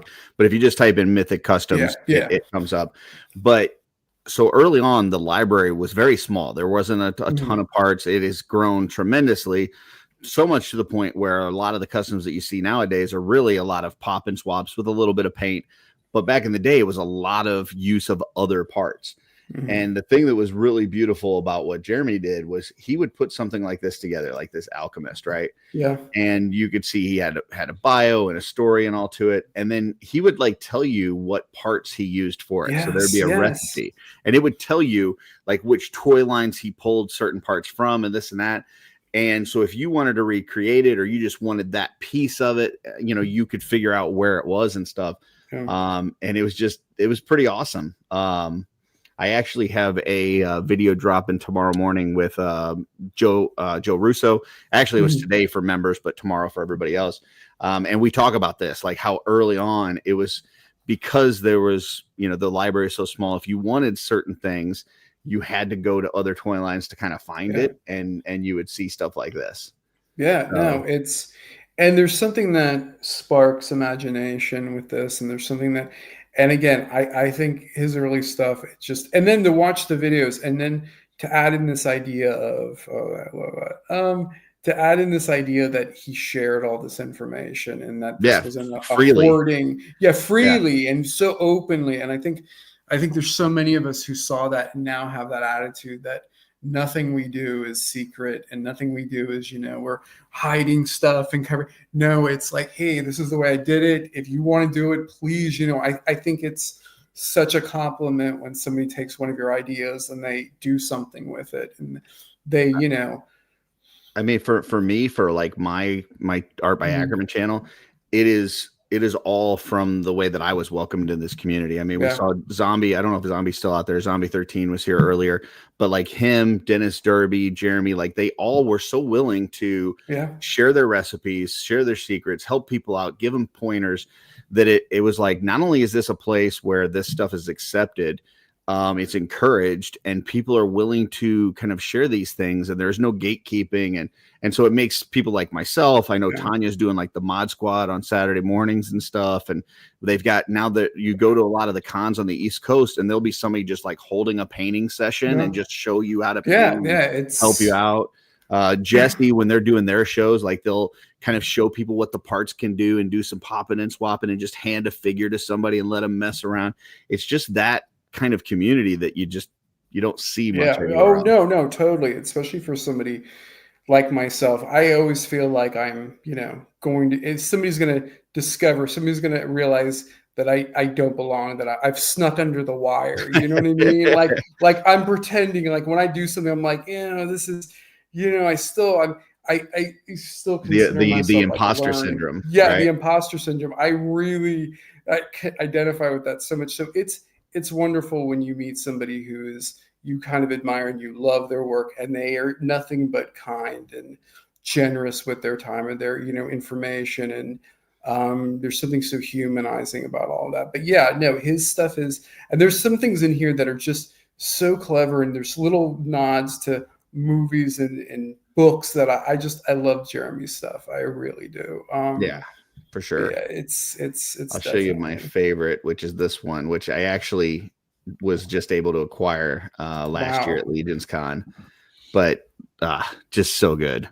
It's like, I absolutely love it. And just some great work. And then, it just goes down and then it's like, okay, here's the recipe and this is where to find all this stuff. And it's like, so cool. Absolutely. No, and but like I said, and I think I was fortunate to come in at a time when things are that. So I went to that RetroCon, just to go back to that. Went to that RetroCon, was blown away. Was in line and kept hearing somebody behind me. His voice sounded so familiar. And I turned around. It was Steve Bisciotti was behind me. And his voice, so distinctive. Yeah. And to see him there, and he was almost shy, which was kind of funny. He's different in person. Just such a different guy. But he was so nice. Anthony, I met, who said, and everybody was just so cool. And it was so blowing away from that. And really was debating on whether to go to Legion's Con that year. I didn't really know. We didn't really have our cat, somebody to watch our cats. We were so we ended up getting up early in the morning, my wife and I, Jamie, and we drove into New Jersey that morning. And for anybody who's not been to Legion's Con and who's debating on whether to go or not, if you can make it happen, you have to make it happen. And the first time you go, you'll never miss again. Oh, you'll never miss again. Unless something, terrible happens and you just can't do it. You are not going to want to ever miss a Legion's Con after you go to your first one. Oh, it's just, that was my first one in going, and that was in that little hotel, the La Quinta Hotel, right? La Quinta with the one elevator. Yeah. Oh my God. And my wife and I we got there late. So we were the people who were in that line for many, many hours. Okay? Oh boy. I mean, I heard that Saturday line was crazy. Oh my God. Split out the and we were in that line. And, okay. It was horrific. And I remember us sitting there, and we met a bunch of people in line who were very cool. We had a great time. Like we went into the show, was just so overwhelmed by the stuff in the show. I mean, just going to that was just so wow. Left. I I saw Bill from Dork Lair on the way out, and someone was, Bill, how you doing? And kind of totally freaked him out. I mean, he looked like terrified for about 2 minutes. He looked at my wife and I like, oh, okay.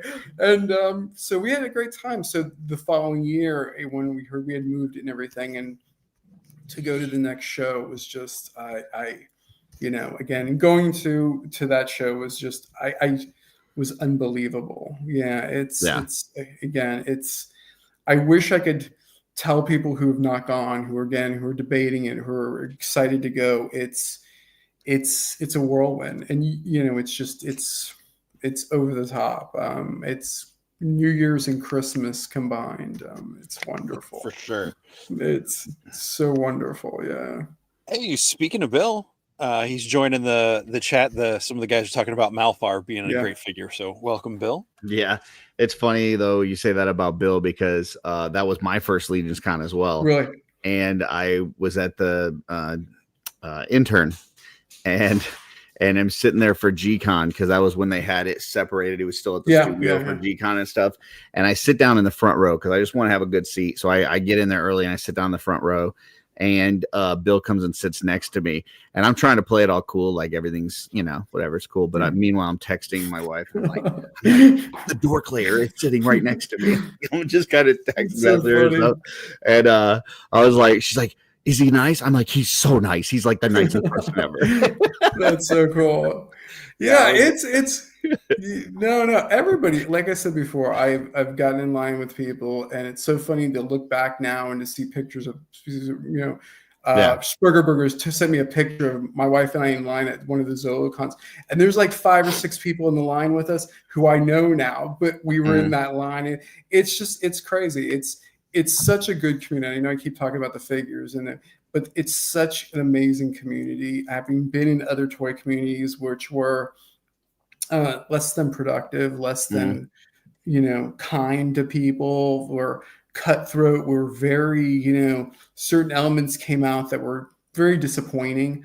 To be with the Legions community, I've again experienced nothing but kindness and nothing but generosity from people. And I wouldn't say that I've experienced nothing but kindness.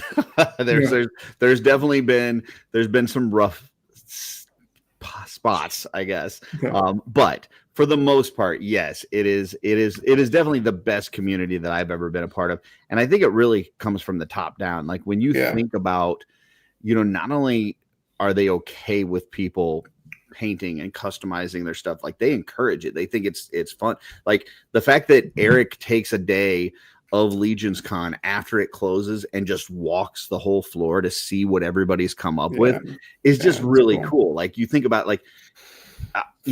if I made something and then immediately people are, once they're getting it in hand, are tearing it apart and repainting it and putting it, I would be destroyed. I would be like, oh my God, I put all this time into this thing, and you just got it in hand and you're immediately, but they love it, and they love the creativity, and you see how the fact that you've had these resin printing and 3D companies and diode makers and all these people that are either, kind of supplementing their income, or for some people, this is like their full-time job now, all based on this toy line. Like it's just really cool to see how it's all built up around it. Yeah. Well, and just to talking to someone who's near and dear to us. I mean, we talked about Wolf King. I mean, Len has gone from what he's done with Wolf King over the past 5-6 years or however long that's been. So now he's now working, as I believe as of last week, he's full-time member of Four Horsemen now, officially full-time. As was it project manager, working right with how cool is that? I mean, the game and stuff. Just in our time that we've been kind of in this community stuff, like we've seen Joe Vassapolo go full time. We've seen Len now full time. We've seen Eric Miller is now painting for them. Like they bring in now Cookie's running the shipping department. Like they bring in people that love this toy line, that love this company, that are very passionate about it. And they have a lot of talent. Like they bring in people that have just massive amounts of talent. And so like you go in there, and if you're ever lucky enough to spend some time at intern, like you realize it's just this amazing, creative, collaborative atmosphere, right? Where it's not the 9 to 5 where you're clocking in and your boss is telling you what to do and you hate being there. You just want to leave, right? That's not what it is. It's like the sharing of information and thoughts and ideas and all this kind of stuff to where they just enjoy it. And it's great. Yeah. Well, I think anybody who's an artist, anybody who's a true craftsman, anybody who does that welcomes that. I think anybody who's too guarded and too, oh, you're going to take my stuff, you're going to do this, it doesn't usually end up well for those kind of people. I think growth comes from incorporating others and incorporating people who are different and unique and bringing people with different flavors and ideas in. That's the only way that it works. I mean, I honestly, like I tell you, I think that's what's wonderful about the community. I think bringing in new people is important. I think, as collectors, I don't know if you guys have ever experienced somebody saying, keep it a secret. We want to keep this amongst ourselves. We don't want the mass population to know these things. I can understand that, but I also think that it's good to bring in new people. It's good to bring in new blood. Yeah, it's interesting. We've had a couple instances over the past few years where like somebody will enter this community from another place, from the Joe area or Transformers or whatever. They'll come in here and they'll go, oh wow, there's a bunch of people that like to create here. I've got some knowledge. I'm going to go ahead and sell that. And like I'm going to give, that's there. And they get met with really bad response. I've seen that before. Because it's like, how dare you? Like, this is a place of sharing of knowledge and all this and that. Like, and for them, it's like, hey, I've got these skills that I've picked up over the years. I've got this knowledge and I want to, sell it to you guys or whatever. I want to put on classes or whatever. And they don't know. And as far as they're concerned, they're not doing anything wrong. And I don't think they necessarily are doing anything wrong, but they just haven't read the room yet. And they don't realize that in this area, the knowledge is shared so freely that it's just like way left field, right? It's like people aren't expecting it. So and there's a difference between selling something that you make a custom, and I don't think anybody's getting rich on these things. I don't think I think whatever you pay, whatever somebody charges you for their stuff, they deserve it. That's their time. What is Jesse time showing worth, off his massive apartment? Right. None of us are doing that. So I don't think there's anything about that. I think if you want to break down time, parts, and please. So nobody is. So I don't have a problem with anybody selling their work, or I have no problem with somebody coming up with a piece that they've invented and they want to sell it and they want to make something. They want to make a little profit off of that. I have no problem with that. But that idea of selling skill or selling that thing, it goes against what I think as a community we kind of like are into, and it kind of ruins something a little bit. But I think as new people come in, unfortunately, some people don't share that idea or don't have maybe that kind of idea. And that unfortunately does happen when groups grow. I've definitely seen, you guys have seen this too. The Cabal's changed a lot over the past 3-4 years. I mean, this is a very different community. And it's not bad. I mean, and it's one of the things I love about going to Legions Con is that you find your groups, you find your core, you find your people. I mean, and there's a lot of people who know other people, then you meet them, and a lot of times they're great people. But I just really hope it just can stay the way it is for a while, and I could hope that we can maintain some of these ideas. So yeah, it'd be nice. But, Bill says for $50, I'll tell you how I set up the lights for my videos. Yeah. I mean, I get it. Like, so there's a guy that I follow on Instagram. I'm not gonna mention his name, but there's a guy I follow on Instagram. And he does great custom work, and he's not specifically in the Legions community. I think he maybe collects some Legions, but it's mostly in other areas. But like he put out, he kind of collected in a thing of like tips and tricks and tools and all this kind of stuff into like a PDF that he was selling like through his Patreon and stuff. And he got like eviscerated for it. And it's like, if you don't want to buy it, you don't have to buy it. Buy it. You don't have to buy it. Like that's how you let them know if there's not a market for it. But I think there's some people that they may want to pay that whatever the price is to get that complete list and just have it in one spot. And, it may be worth it to them. So I don't think there's necessarily anything wrong with it. And so I don't want to encourage people that when they see that in our community to do that, where you pile on that person real quickly. But it may be worth pulling them aside and just saying, hey, appreciate what you're doing. And you are doing some amazing stuff, but this is kind of how this works here, because the one person that I saw it happen to really bad, like they came into the community and shared like 2 or 3 photos, and it just like lots of likes, lots of comments. Everybody's like, oh, this is a fantastic. And I think it's one of those things that if you're from these other communities where you don't get any of that recognition, immediately you're like, oh my gosh, I'm a god here. Like I need, like, it's time to capitalize. This is the moment I've been waiting for my whole life. And it's like, it's just a positive community. So just your stuff is good, but just, it's just plus I think a lot of us have been in negative communities before, and I've been in a few of them that were truly toxic, and the environment I was in before moving here, it was cutthroat. I mean, if a store had a set of figures, you had to be ready to maybe get into a fight. You had to be ready to make sure you had to defend yourself, because this stuff happened. People were super aggressive, and there's something that kind of I guess there's some people who really enjoy that aspect of toy hunting. I don't have the time to get online and write a bunch of negative comments about somebody. I just don't. Honestly, it just doesn't interest me. I got other crap to do. But unfortunately it happens. But like I said, so I enjoy the community. I enjoy the stuff, but no, definitely. So do you go to a lot of shows besides Legion's Con? Let's see. We do, because I mean, living in Maryland, we have access to Pennsylvania and easy access in Pennsylvania. There's always something going on there, it seems like. So you go to the Maryland Toy Expo? Did you go to Maryland Toy Expo, RetroCon, Zolocon? By the way, Zolocon's a fantastic show. It's one of my favorite shows of the year. I think it's become like a mini Legion's Con. That's such a great show. There's so many like independent toy makers that go to that show. It's a good vibe.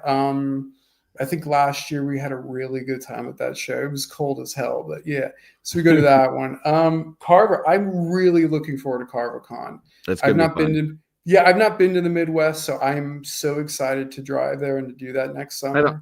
As a representative of the Midwest, we don't really accept Ohio. We're kind of thinking that they're more East Coast. They're in between. They are not nobody really accepts them. Ohio's its own thing, and nobody really should go there other than for CarverCon. So it's Midwest. Okay.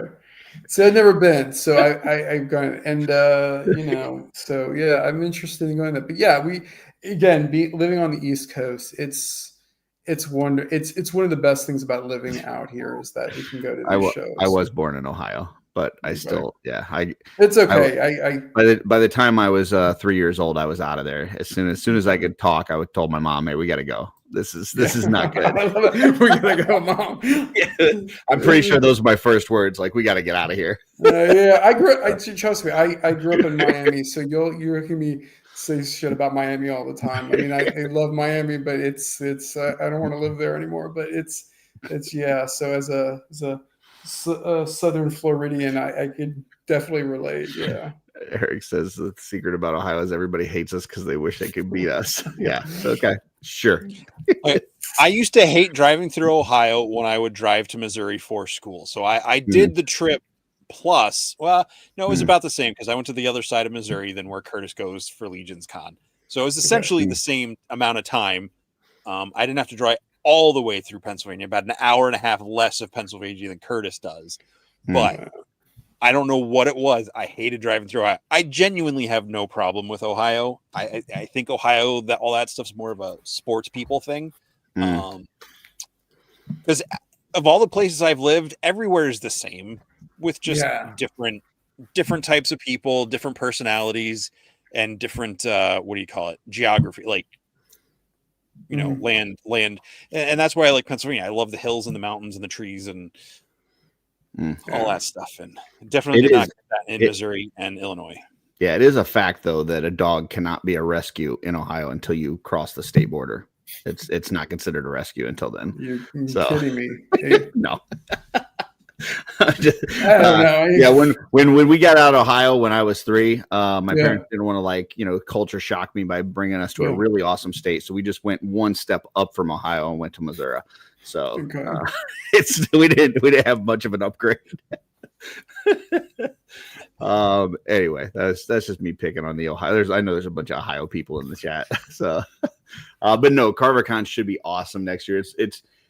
I mean, it is ramping up. Okay, here I'm gonna give you the pros and cons here. I don't know if Brian's still watching. Hopefully, he's not. Brian got a little. He's like really early. Okay, like more than a year ahead of time. He's like locking people down. He's like, "Are you in? Are you in? Yeah. If you're not, you need to tell me. If you're not in, you're out." You know, it's like it's over a year away. I don't know what I'm doing tomorrow. And he's locking people down. But that being said, now you look at the list of like all the folks that are going to be there, and you're like, holy shit! Like outside of Legion's Con, there's not a place where you get this much of the Legion community in one spot. Bless you. Bless you. Yeah, no, it's kind of. I think it's going to be the show to be at. You know, it's one of those. But yeah, it's the hall looks good, and Brian's such a great guy that, like, honestly, he is as long as you're going to his con. He's been telling a lot of people, like, if you don't go to CarverCon, like that, I'm drumming you out of the community. Like he's got that kind of clout. Because he'll just shut the lights off. Like he controls the light at this point, and he'll just make sure, like, if you're not going to his con, electricity off, done. So. Your lanterns won't even work. You could try to go get a lantern from Walmart or something. Nope. You go to check out and they're like, "Did Brian approve this?" I'm like, no, can't do it. Oh boy. I hope when you walk into CarverCon though, I hope that he has like life-size torches going like just down the hallway, like just on either side of the hallway. That's what you are building that idea up so much in your head. I'm genuinely worried that if you're going to be super disappointed if that does not happen. If he doesn't make it happen, and it doesn't have to be like actual fire, but like light it up to where you could set like if you go to like Six Flags or something, right? And then they've got like little trinkets and things like lightsabers and whatever it is that you buy at like amusement parks and stuff. Like he should have like a life-size like torch thing that people could have and carry around with them that lights up. That would be amazing. Little thing that like attaches to your wall so you can walk around your house with it. Like when you got to get up and go pee in the middle of the night, you can walk around with your little torch to the bathroom and pee, and then just like put it on the wall. I like that. One to hang from your car. You know? Yeah. Oh boy. Yeah. I want torches all over the place. I want like regular electricity to go away, and I want it to be all Brian Lynn torches in everybody's house. Dystopian future. Exactly. I love that. It's like Demolition Man. In the future, all restaurants are Taco Bell. All light is Brian Lynn's. We won the light wars of 2025. No, it should be fun though. Like I said, it's you know, it's looking to be a good one. So it'll be awesome. Anything between now and Legion's Con for you? I think Maryland has a show the weekend before Legion's Con, which was like a little preview kind of toy show thing. But and New Jersey Comic Con, I think that's coming, right? And there's a Toy-Con New Jersey. Toy-Con New Jersey, which I kind of probably won't go to, but no, I like to save my money for Legion's Con. Something about like, you know, it's like saving your calories for your dinner, you know, holding off all day and getting that great meal, you know, it's sort of like that. I mean, we're coming to that 10-week mark. But yeah, no, I try to go to as many shows as I can.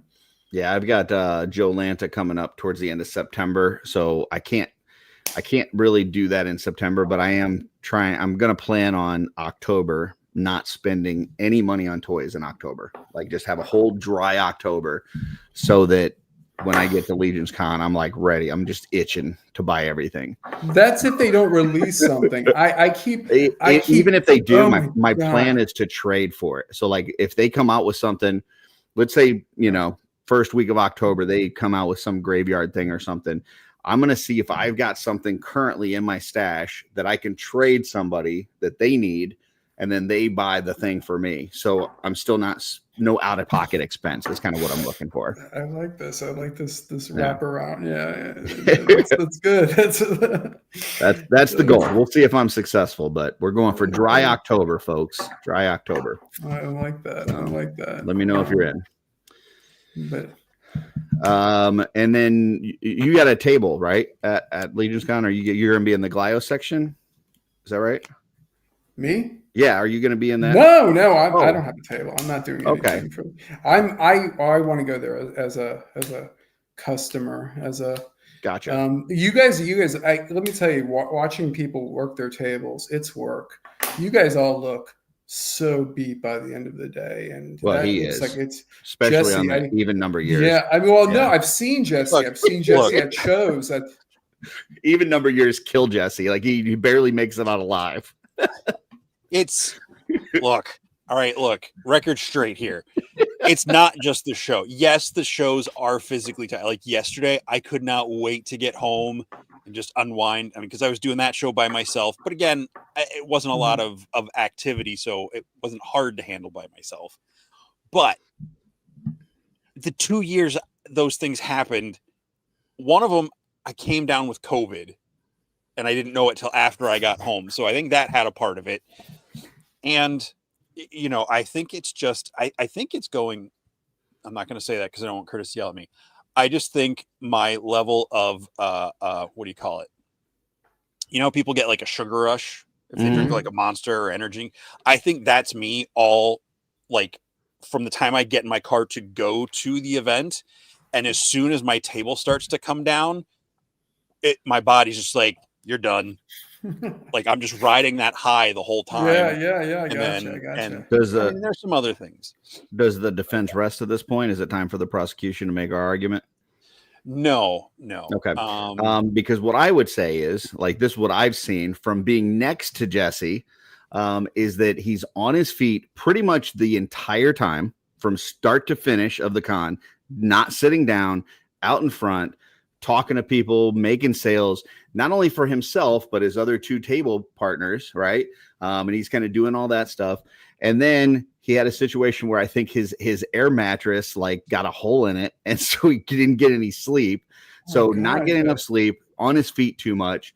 Then I also don't think that Jesse really takes care of himself in terms of making sure he's eating, making sure he's getting enough water throughout the day. Objection. Oh my God.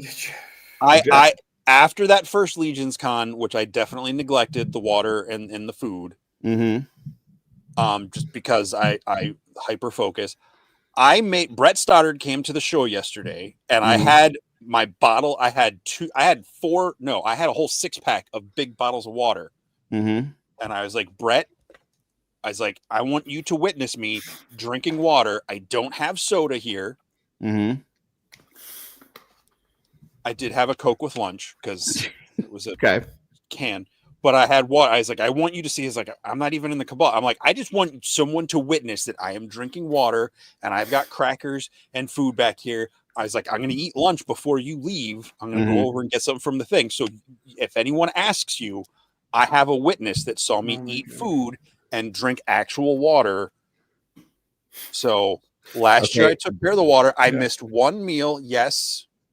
The air mattress deflated on the Saturday night, but I missed one meal on Sunday. God. But my dad went into the hospital the day, in the middle of the day at intern. Yeah, that was a big part of it. Yeah, back to the prosecution. That was the biggest part of it. Excuse me. No, I got it. Back to the prosecution, because I will say that on top of all of that stuff, on top of him being on his feet, on top of not getting great sleep the night before the last day, on top of there being some issues in the past with some water and food. Also, Jeremy made the con last year start an hour earlier and end an hour later. And I think that Jeremy Gerard was trying to kill Jesse. That is what I think. I am pretty sure that is what was happening. And so I am hoping this year they can extend it on the back end as much as they want, but I hope they don't start it early because I think that Jeremy was trying to go after Jesse. Objection. Yeah. Jeremy himself checked on me multiple times during the weekend. You sure Asked this is how I was alive? Asked how I was doing. He asked if I was getting drinks and food and all that stuff. Did he walk by with a Twinkie? Did he say, I wouldn't have taken the There's Twinkie. more where this has come from. Modern Twinkies don't taste right to me, but yes, no, he have two. Here you go. Nice try, Curtis. It's like trading places. Like Jeremy had a $1 bet with Joe Viteri to see if he could kill Jesse by extending the hours. Well, here you go. I owe you $1. Well, Jesse, this year he wants to kill me. Just have him put out a female fuzz monk, and then I'll just have a heart attack. Well, listen, if you want, I plan on bringing my running gear, and I'm going to probably run one of the nights that I'm there, get up and hit the gym. If you want to go with me, you're more than welcome. I mean, all right, let's calm down. Like, I'm drinking water. This is baby steps, okay? I'm drinking water. What more do you want? Listen, the first mile hurts, but I guarantee you after that, it's better. When I was in college, I wasn't like working out all the time, but I was in decent shape in college because what do you call that stuff? That like metabolism was great. Mm-hmm. I walked 3/4 of my mile in whatever phys ed class I had in college and threw up. Like, and I didn't even have anything to eat that morning. It was ridiculous. I'm just not built like I can go for a hike, but just exercising for the sake of exercise, my body's just like, nah. There you go. Yeah, I'm so they've got this it's called a Couch to 5K program. I don't know if you've heard of that, where they kind of ramp you up like from like nothing all the way to running a 5K, and that's what I'm in right now. And I'm on the couch phase. I've been there for 4 years. So eventually, I'll get off the couch and do the rest of it. So yeah. Dorklayer says in high school I had a friend who would drink Mountain Dew by the 2-liter the way a normal person would drink a can of soda. He was the first person in our crew to have a car. His name was Frizzer. All right, man, sounds good. I actually had an employee when I worked at Target up in Iowa. Had an employee, turned out he was on meth. We didn't know that at the time. We just thought he was a really good worker. And we had two 20-minute, they didn't have lunches there. They had two 20-minute breaks. And for the first 20-minute break, he would down a 2-liter Mountain Dew. And for the second 20-minute break, he would down a 2-liter Mountain Dew. And that guy was the fastest worker I ever seen in my life. And it broke my heart when they busted him for meth. Wow. So. I had a guy, my wife and I had a guy in college that used to sit next to us. Do you remember the zebra gum? Do you know what I'm talking about? Oh, yeah. The white stripes. He used to bring a solid pack with him every class. He'd unwrap the pack and he'd literally chew every piece of the gum. He'd take it out once it got the flavor out, would put it on the desk, take out another one, chew it, he'd eat the entire pack. In fairness, fruit straight gum only lasts, like the flavor lasts like 5 seconds. Yeah. So, if you have a pack of 20 of those, like that doesn't take very long. It was the oddest thing to watch this guy. Yeah. But. Yeah. Awesome. Okay.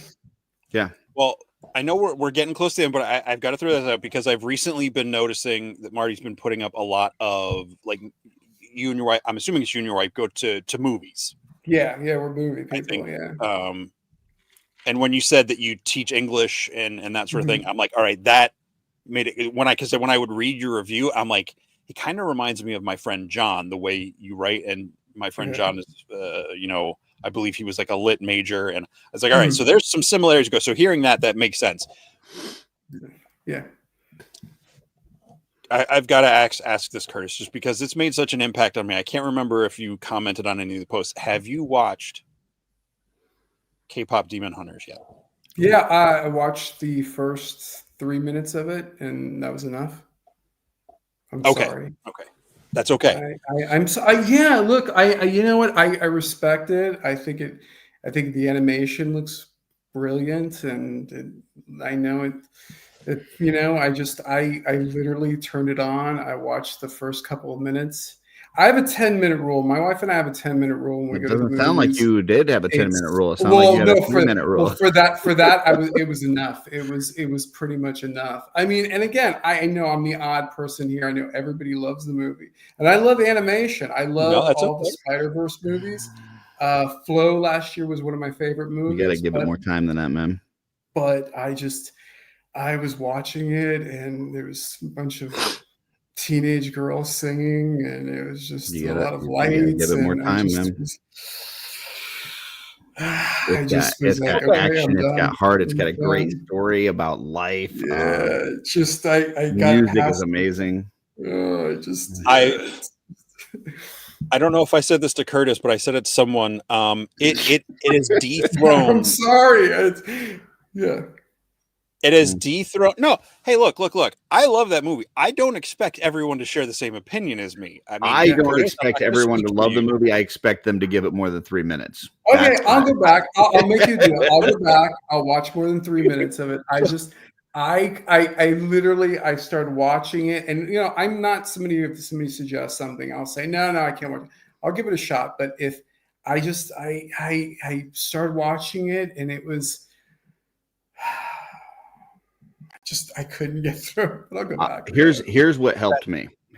Maybe this will help you. Maybe it won't. Yeah. Because I probably would have been in the same boat if I just turned it on and say, okay, well, let me check this out, and I started watching it. Probably 3 minutes in, I probably would have turned it off. What got me through was that Jesse was recommending it, and I wanted to make fun of Jesse so bad that I made it through the whole movie because I wanted to tell Jesse that he is just the most terrible recommender of movies, and that the only reason he likes any movie is because there's a female lead, and he'll watch any movie with a female lead. And I just wanted to really just make fun of him. And that just drive got me through the movie. And then I was like, man, this is really good. And I can't make fun of Jesse. Like, he nailed it on this one. Like for once, I mean, listen, I watched 8 Step Up movies because of Jesse. Wait, I thought it was 6. No, it's not. Including one that's not. There's no English whatsoever. Chinese one, and then a show. There's not even any English in one of them, and I watched it. But I will watch those so that I can make fun of him. And this one I couldn't because it was just so good. So maybe that'll help you. Okay. Here's what I'll say: if you watch the whole movie and you still don't like it, we will let you come back here and just rip us to shreds and make fun of us. Okay. So maybe that'll help you. I don't know if he would do that. He can. No, I honestly, again, I have my 10-minute rule. If I'm not into a movie within 10 minutes, I'm out. Look, but I'll go back. I'll go back and. To be fair, I watched Goodfellas, Godfather for the first time a couple weeks ago. And people were like, "How have you not watched this movie?" If I was watching it by myself, I don't know if I would have made it to the end. Just okay, Jesse. I'm not saying it's a bad movie, but I'm part Italian, so no. I get it. Like, there was a lot of things I appreciated it, and because I was watching it with a friend, it made it more. Who is it? My friend John, who I was saying he's a film. He does all this stuff, and so that made a thing just on my own. And I'm not comparing the two at all because my movie reactions are based on my emotional reaction to them, not necessarily because look, K-pop Demon Hunters has unseated a 30-year #1 movie for me. Wow, what was it before that? Braveheart. Okay. I saw that at K-pop Vampire Hunters. What did I say? Did I say Vampire Hunters? No, I'm saying that was your previous movie. Was not K-pop Demon Hunter, K-pop Vampire Hunters. They just passed it. And again, I know it's not for everybody. It's I don't expect that, but it's got a strong message. And Sinners was my #1 movie until I saw K-pop Demon Hunters. Yeah. Sinners is right behind it because I think the message and the acting on that is. Of the movies I have seen this year, I think Sinners is the best cinematic thing I have watched. I do need to address one lie out here. Trevor says the man who bowed out of Andor after one episode. Not true. I watched the entire season 3 times. I've told him this multiple times, trying to understand why it doesn't suck, and I can't get it. So I think I might be too stupid for Andor. That's the problem. But I never once stopped after one episode. That is just a lie.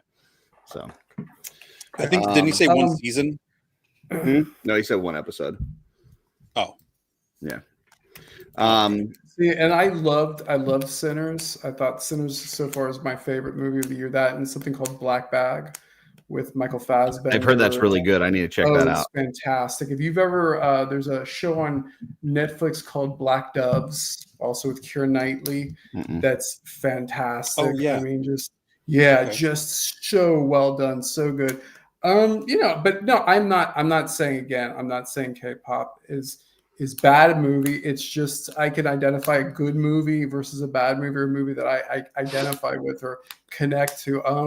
We saw a movie called Together, which is really kind of a disturbing movie, which some people I know wouldn't get past the first 10, 15 minutes.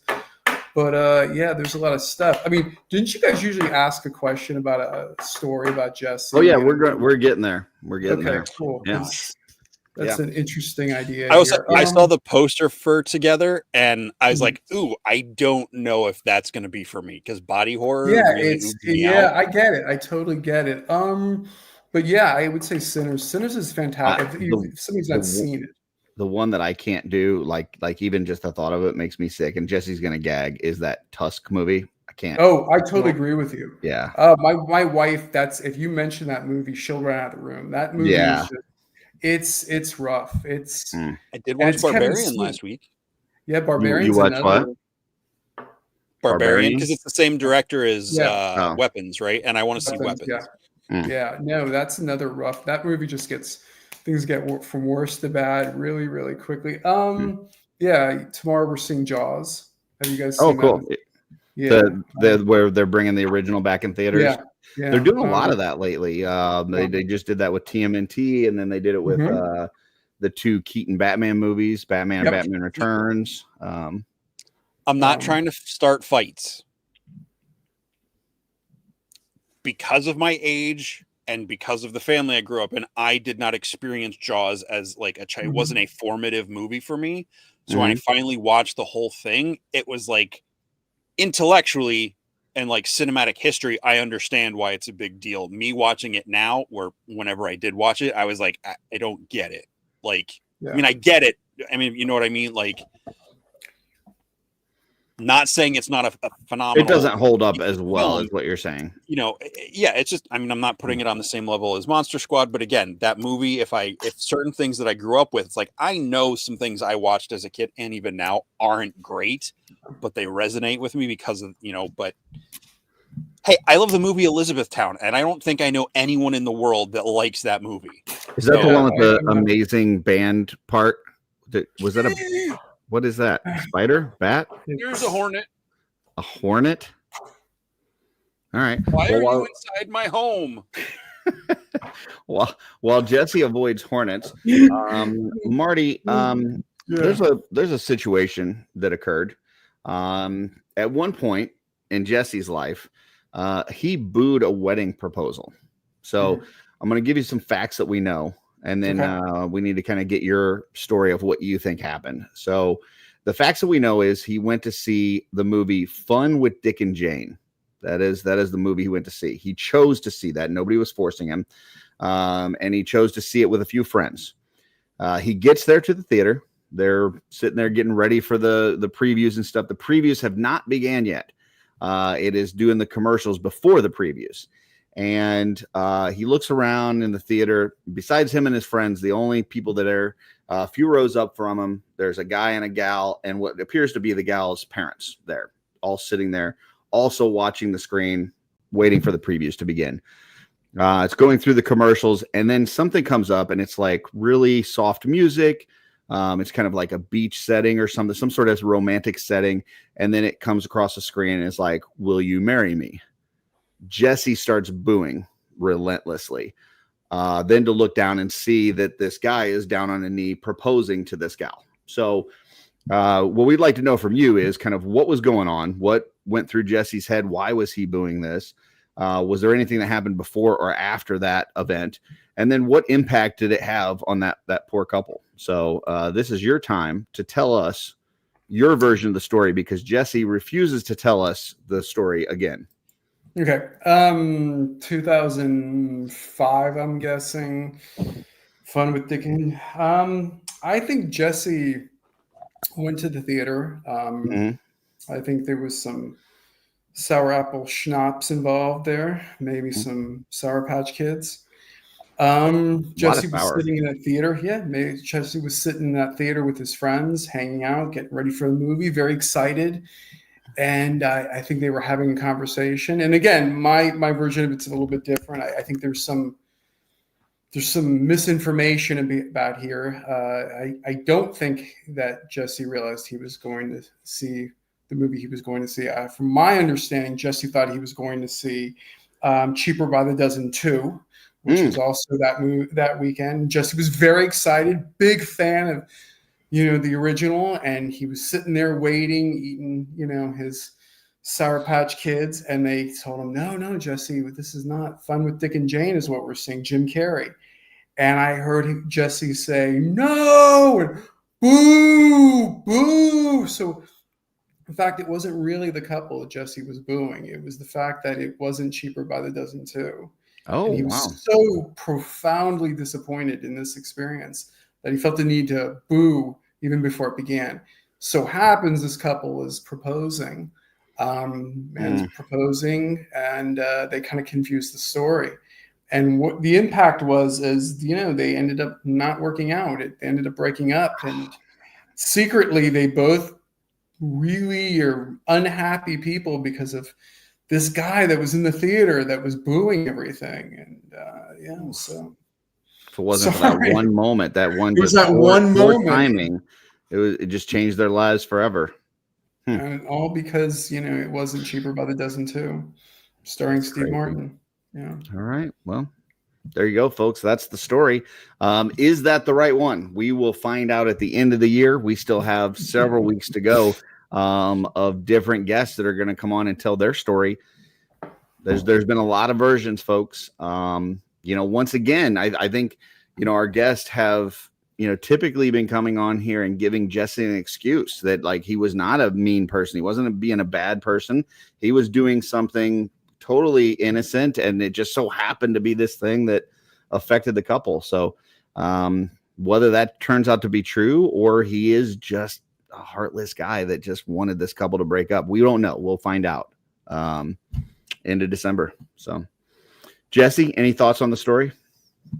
I don't want to be in my apartment anymore. I don't know why that was here. Okay. Jesse, I don't want to tell you something, Jesse, but I had an infestation last year. There was a nest in our basement, and we didn't have one, but we had many of them. So if you're seeing one, hopefully there's not a nest in there someplace. Yeah. Was it yellow by any chance? No, it was brown. Okay, good. Yeah, we had the yellow jacket situation. I'm not trying to do this to scare you. I'm actually would be concerned about like that and everything. I'm hoping that it scares him if you could talk more about it. Yeah. It was bad. I stepped on it. Could be that it just came in like on your shoulder, Jesse. There was, but my window with my air conditioner, there was one up in there, and I told my landlady about it, and I thought, they were flying around outside, but I like sealed it all up. I thought, but maybe they're crawling in somehow now that the weather's changing. Because I did find a body on the floor a couple weeks ago. I mean, it was over by a window. Human? Yes. Hornet. I would have probably led with that. That's probably what I would have started with. Yeah. You call it the landlady. You're like, hey, I think I saw some hornets outside, and also there was a dead body. So is there like a chalk drawing, like an outline on your floor? just bodies, just dozens of hornet bodies outlined in chalk. Like the Hornets, Jesse's totally freaked out about. He walks by a dead body. He's like, yeah, whatever. Excuse me. No big deal. I mean, who has time to deal with that? That's true. All right. Well, I appreciate you being on, Marty. This was a lot of fun. Thank you guys. I appreciate it. We look forward to seeing you at Legions Con. I think, Jesse, are you going to ToyCon? Do you know yet whether you're going to ToyCon? I think I'm going to ToyCon, New Jersey. I just to attend. I think on Saturday. Gotcha. But I'm not. I won't be like vending with Wolf King or anything. Gotcha. I'll be Wolf down. King is officially on as far as like setting up at toy shows. We're on a break until Legions Con at this point. So. You're breaking up. Shop is still open. You can still go to the. Have T-shirts. Are you guys going to be selling T-shirts too at Legions Con? I'm asking this to everybody who's going to be a vendor there. If you're selling T-shirts, Curtis, are you going to be selling T-shirts? I am not. I'm not selling T-shirts, but I will have the art by Akerman paintbrush set, action figure customizing paintbrush set available. Well, so I'm looking forward to getting a set and having you autograph it if you don't mind. And absolutely getting a picture with you and for sure. And by the way, Curtis, you were just as a note 2 years ago, you gave me an award you gave me like a prize that I'd won a figure and came over to you. And you and Darla were so nice to my wife and I. The two of you were so kind. When we walked away, my wife was like, "You introduced your son. You were just so wonderful." And she said, "Oh my God, they're so nice." I said, "Yeah, I know, aren't they?" Yeah, it's because Darla's around me. Like when I'm on a show like this, I'm total ass. But like once Darla's around me, then it like seeps into me. It's like, what is that osmosis where you don't actually read, but it just kind of like over there somewhere, absorbing. Yeah, I'm just absorbing her niceness. So yeah, that's really just a reflection of Darla. It's I've told her many a times I'm a mirror. So if somebody comes at me with negative energy, that's what they get back. And if they come with positive energy, trust me. I try not to be that way because I try not to let somebody else dictate my mood. But I'm just like I'm stupid. I'm a dumb animal, people. So, trust me, I'm the same way with my wife. She's the kinder, nicer, gentler version of us. I'm the asshole, sarcastic one, and she's the for sure sweet one. So yeah, most definitely. I mean, it's a disease, folks. That's what I got. I'm a dumb animal. But no, we enjoy hanging out and talking to folks, and now we've got Tanya and Kevin that share that table with us, and they're just such an awesome couple too. So I'm just surrounded by nice people. It's hard to be a jerk when you're surrounded by nice people. You really stand out more. So what is that? What am I not nice? You are nice, but you're at the next table. You're not. Yeah, I got to go to the meal. Oh yeah, for sure. So where are you guys located? Are you in the same spots as last year for Legions Con this year? Jeremy has not come up with a map yet, so we don't know. Okay. We assume that we're in pretty much the same vicinity, but I think there's maybe some shuffling going on. I don't know. We'll have to see. So, but I would imagine we're going to be somewhere in that first like row or two rows. Mm-hmm. So, yeah. But yeah, we'll see. Hopefully that I know they're talking. Well, it seems like they're going to talk Armory this week from his little tease this past Wednesday, and then hopefully from there we get the the map and all that kind of good stuff. So, and the calendar, or like the thing of events, because there's besides the show itself, there's what was that? What are you shaking? What was that?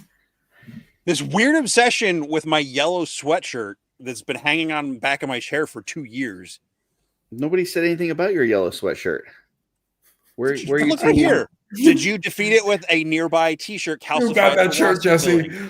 That shirt looks like it's been straight up in that chair.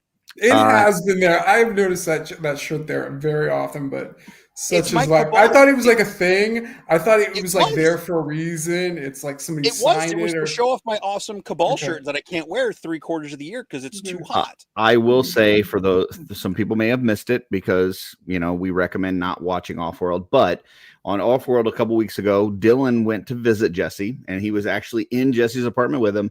And on screen, we had Dylan go and check out the shirt and he confirmed that it was in fact soft. So yeah, so we're good. Yep. It's a nice Wolf King sweatshirt that had the Cabal logo, and I just had it back there so it wouldn't just be my brown antique rocking chair. And I was trying to show off some community love, but now I'm getting made fun of. So in the meantime, Jesse, I answered that I don't plan on having shirts at Legion's Con. Are you having shirts at Legion's Con? I do not anticipate having shirts this year. As far as Wolf King, I don't want to speak for Len. I don't believe that. I mean, I don't know. It might be a what's in stock kind of thing that he has left. I don't know what his schedule is like. I don't want to speak for him. So are you guys doing the tags again this year? The little stickers that you put I in didn't do it last year. I thought it was dumb. I don't think I am.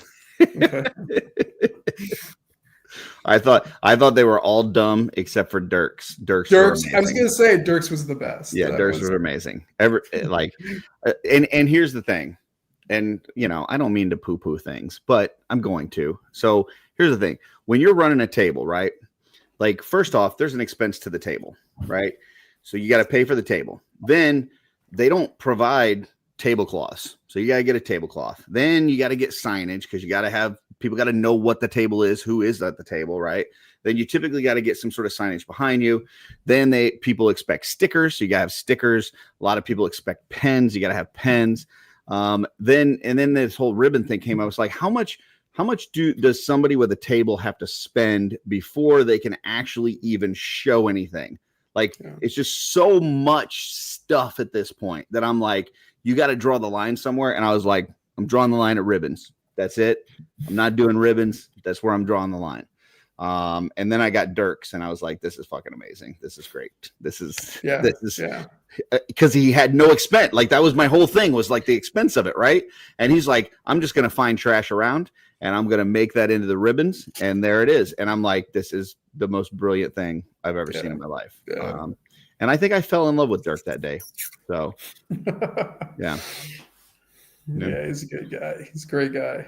Yeah, and then so like there's this whole thing about Dirk being a raccoon and just digging through trash and loving trash and stuff. So we're doing the customizing studio on Friday night. And after we leave the customizing studio, like right across the hall from where the customizing studio was, is like somebody's room, like somebody's staying there, whatever.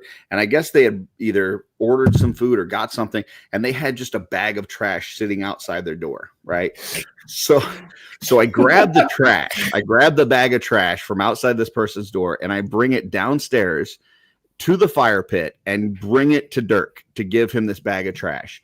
And as I'm handing him the bag of trash, I'm like, he's going to think this is stupid and I'm going to embarrass myself. And this is going to be really stupid and embarrassing because I don't really know Dirk super well at this point. Yeah. I figure he's going to look at me and go like, what the fuck is this? Why are you giving me trash? Right.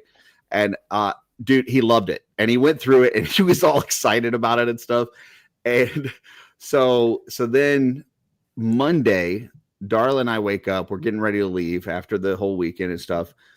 And we go to open the door to go like take out our luggage and stuff.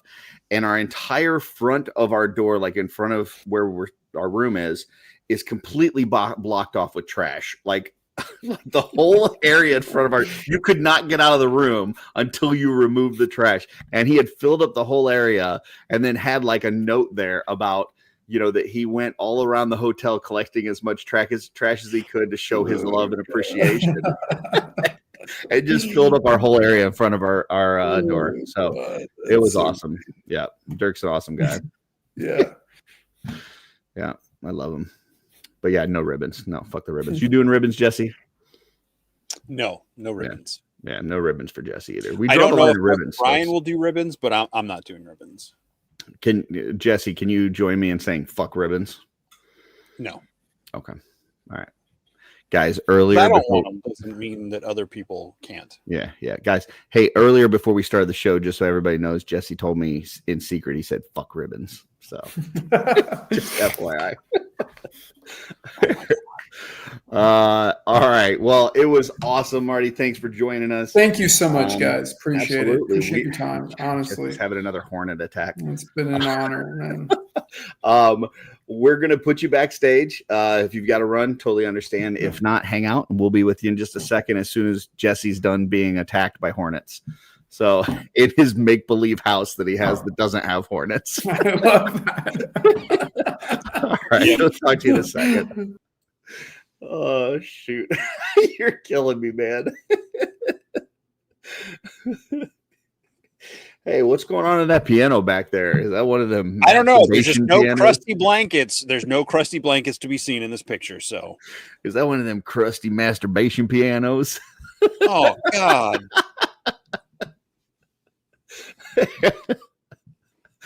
Oh shoot. Jesse's in Victor Von Doom's house. Because when Len was on PGG as Victor Von Doom, he used that same background. That's an underrated comment. I'm sorry. That's funny, Jesse. That's just funny. Funny's funny. So Jesse making his list. I think we got a show next week, don't we? I don't know. I might be done. You might be done. Yeah. Like with life because of the Hornet or just in general? Okay. No, not life. Oh, okay. I've been with life since I was like 14. But we do have a purple demon next week. Jeremy Govier. So we'll have to all get our daggers AI. out. It's not AI, it's green screen.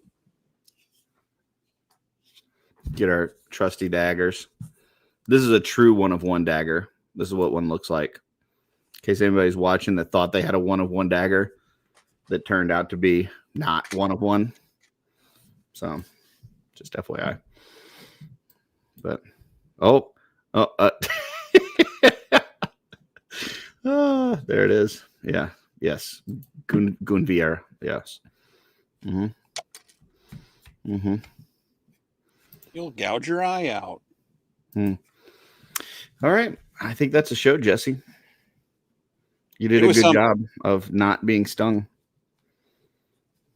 Well, I mean, I don't know. I mean, I feel like not being stung by that particular hornet might have been like, hey, you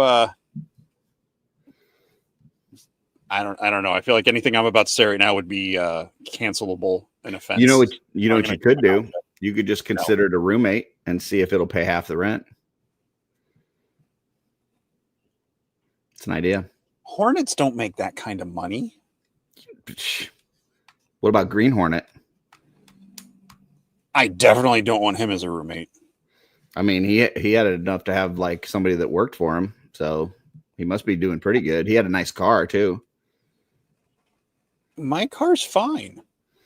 I'm just saying, Green Hornet. I think he was pulling down some good bucks. Didn't he have Bruce Lee as his sidekick?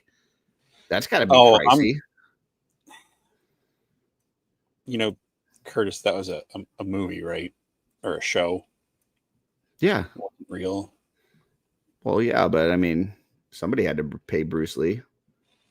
I'm sure he was making some good paychecks back in the day. So, just saying.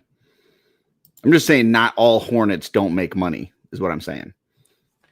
So before you go judging a Hornet on whether it should be your roommate or not, maybe you need to, check out, see what he's got. So, I don't have any Dr. Pepper. Run a background check. Maybe take a look at his 401k. So poor nuts. That's so stupid. I love it. Put the Hornets on the street. Yeah, come on, Jess. Don't put the Hornets on the street. Jeremy Govier next week. Come watch. Yeah. We'll be here. Thank you. I see a cat backstage. Until next time, folks. That's a cat. Didn't hear me. Yeah. Meow. Charlotte Hornet.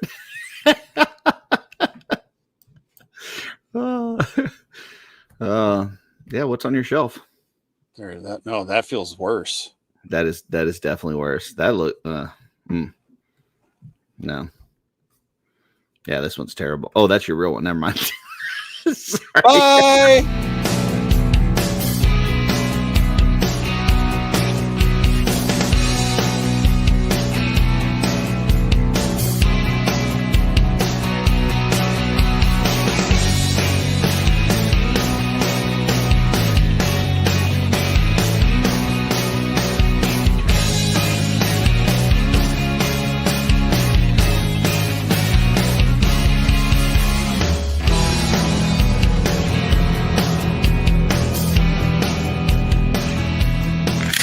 No!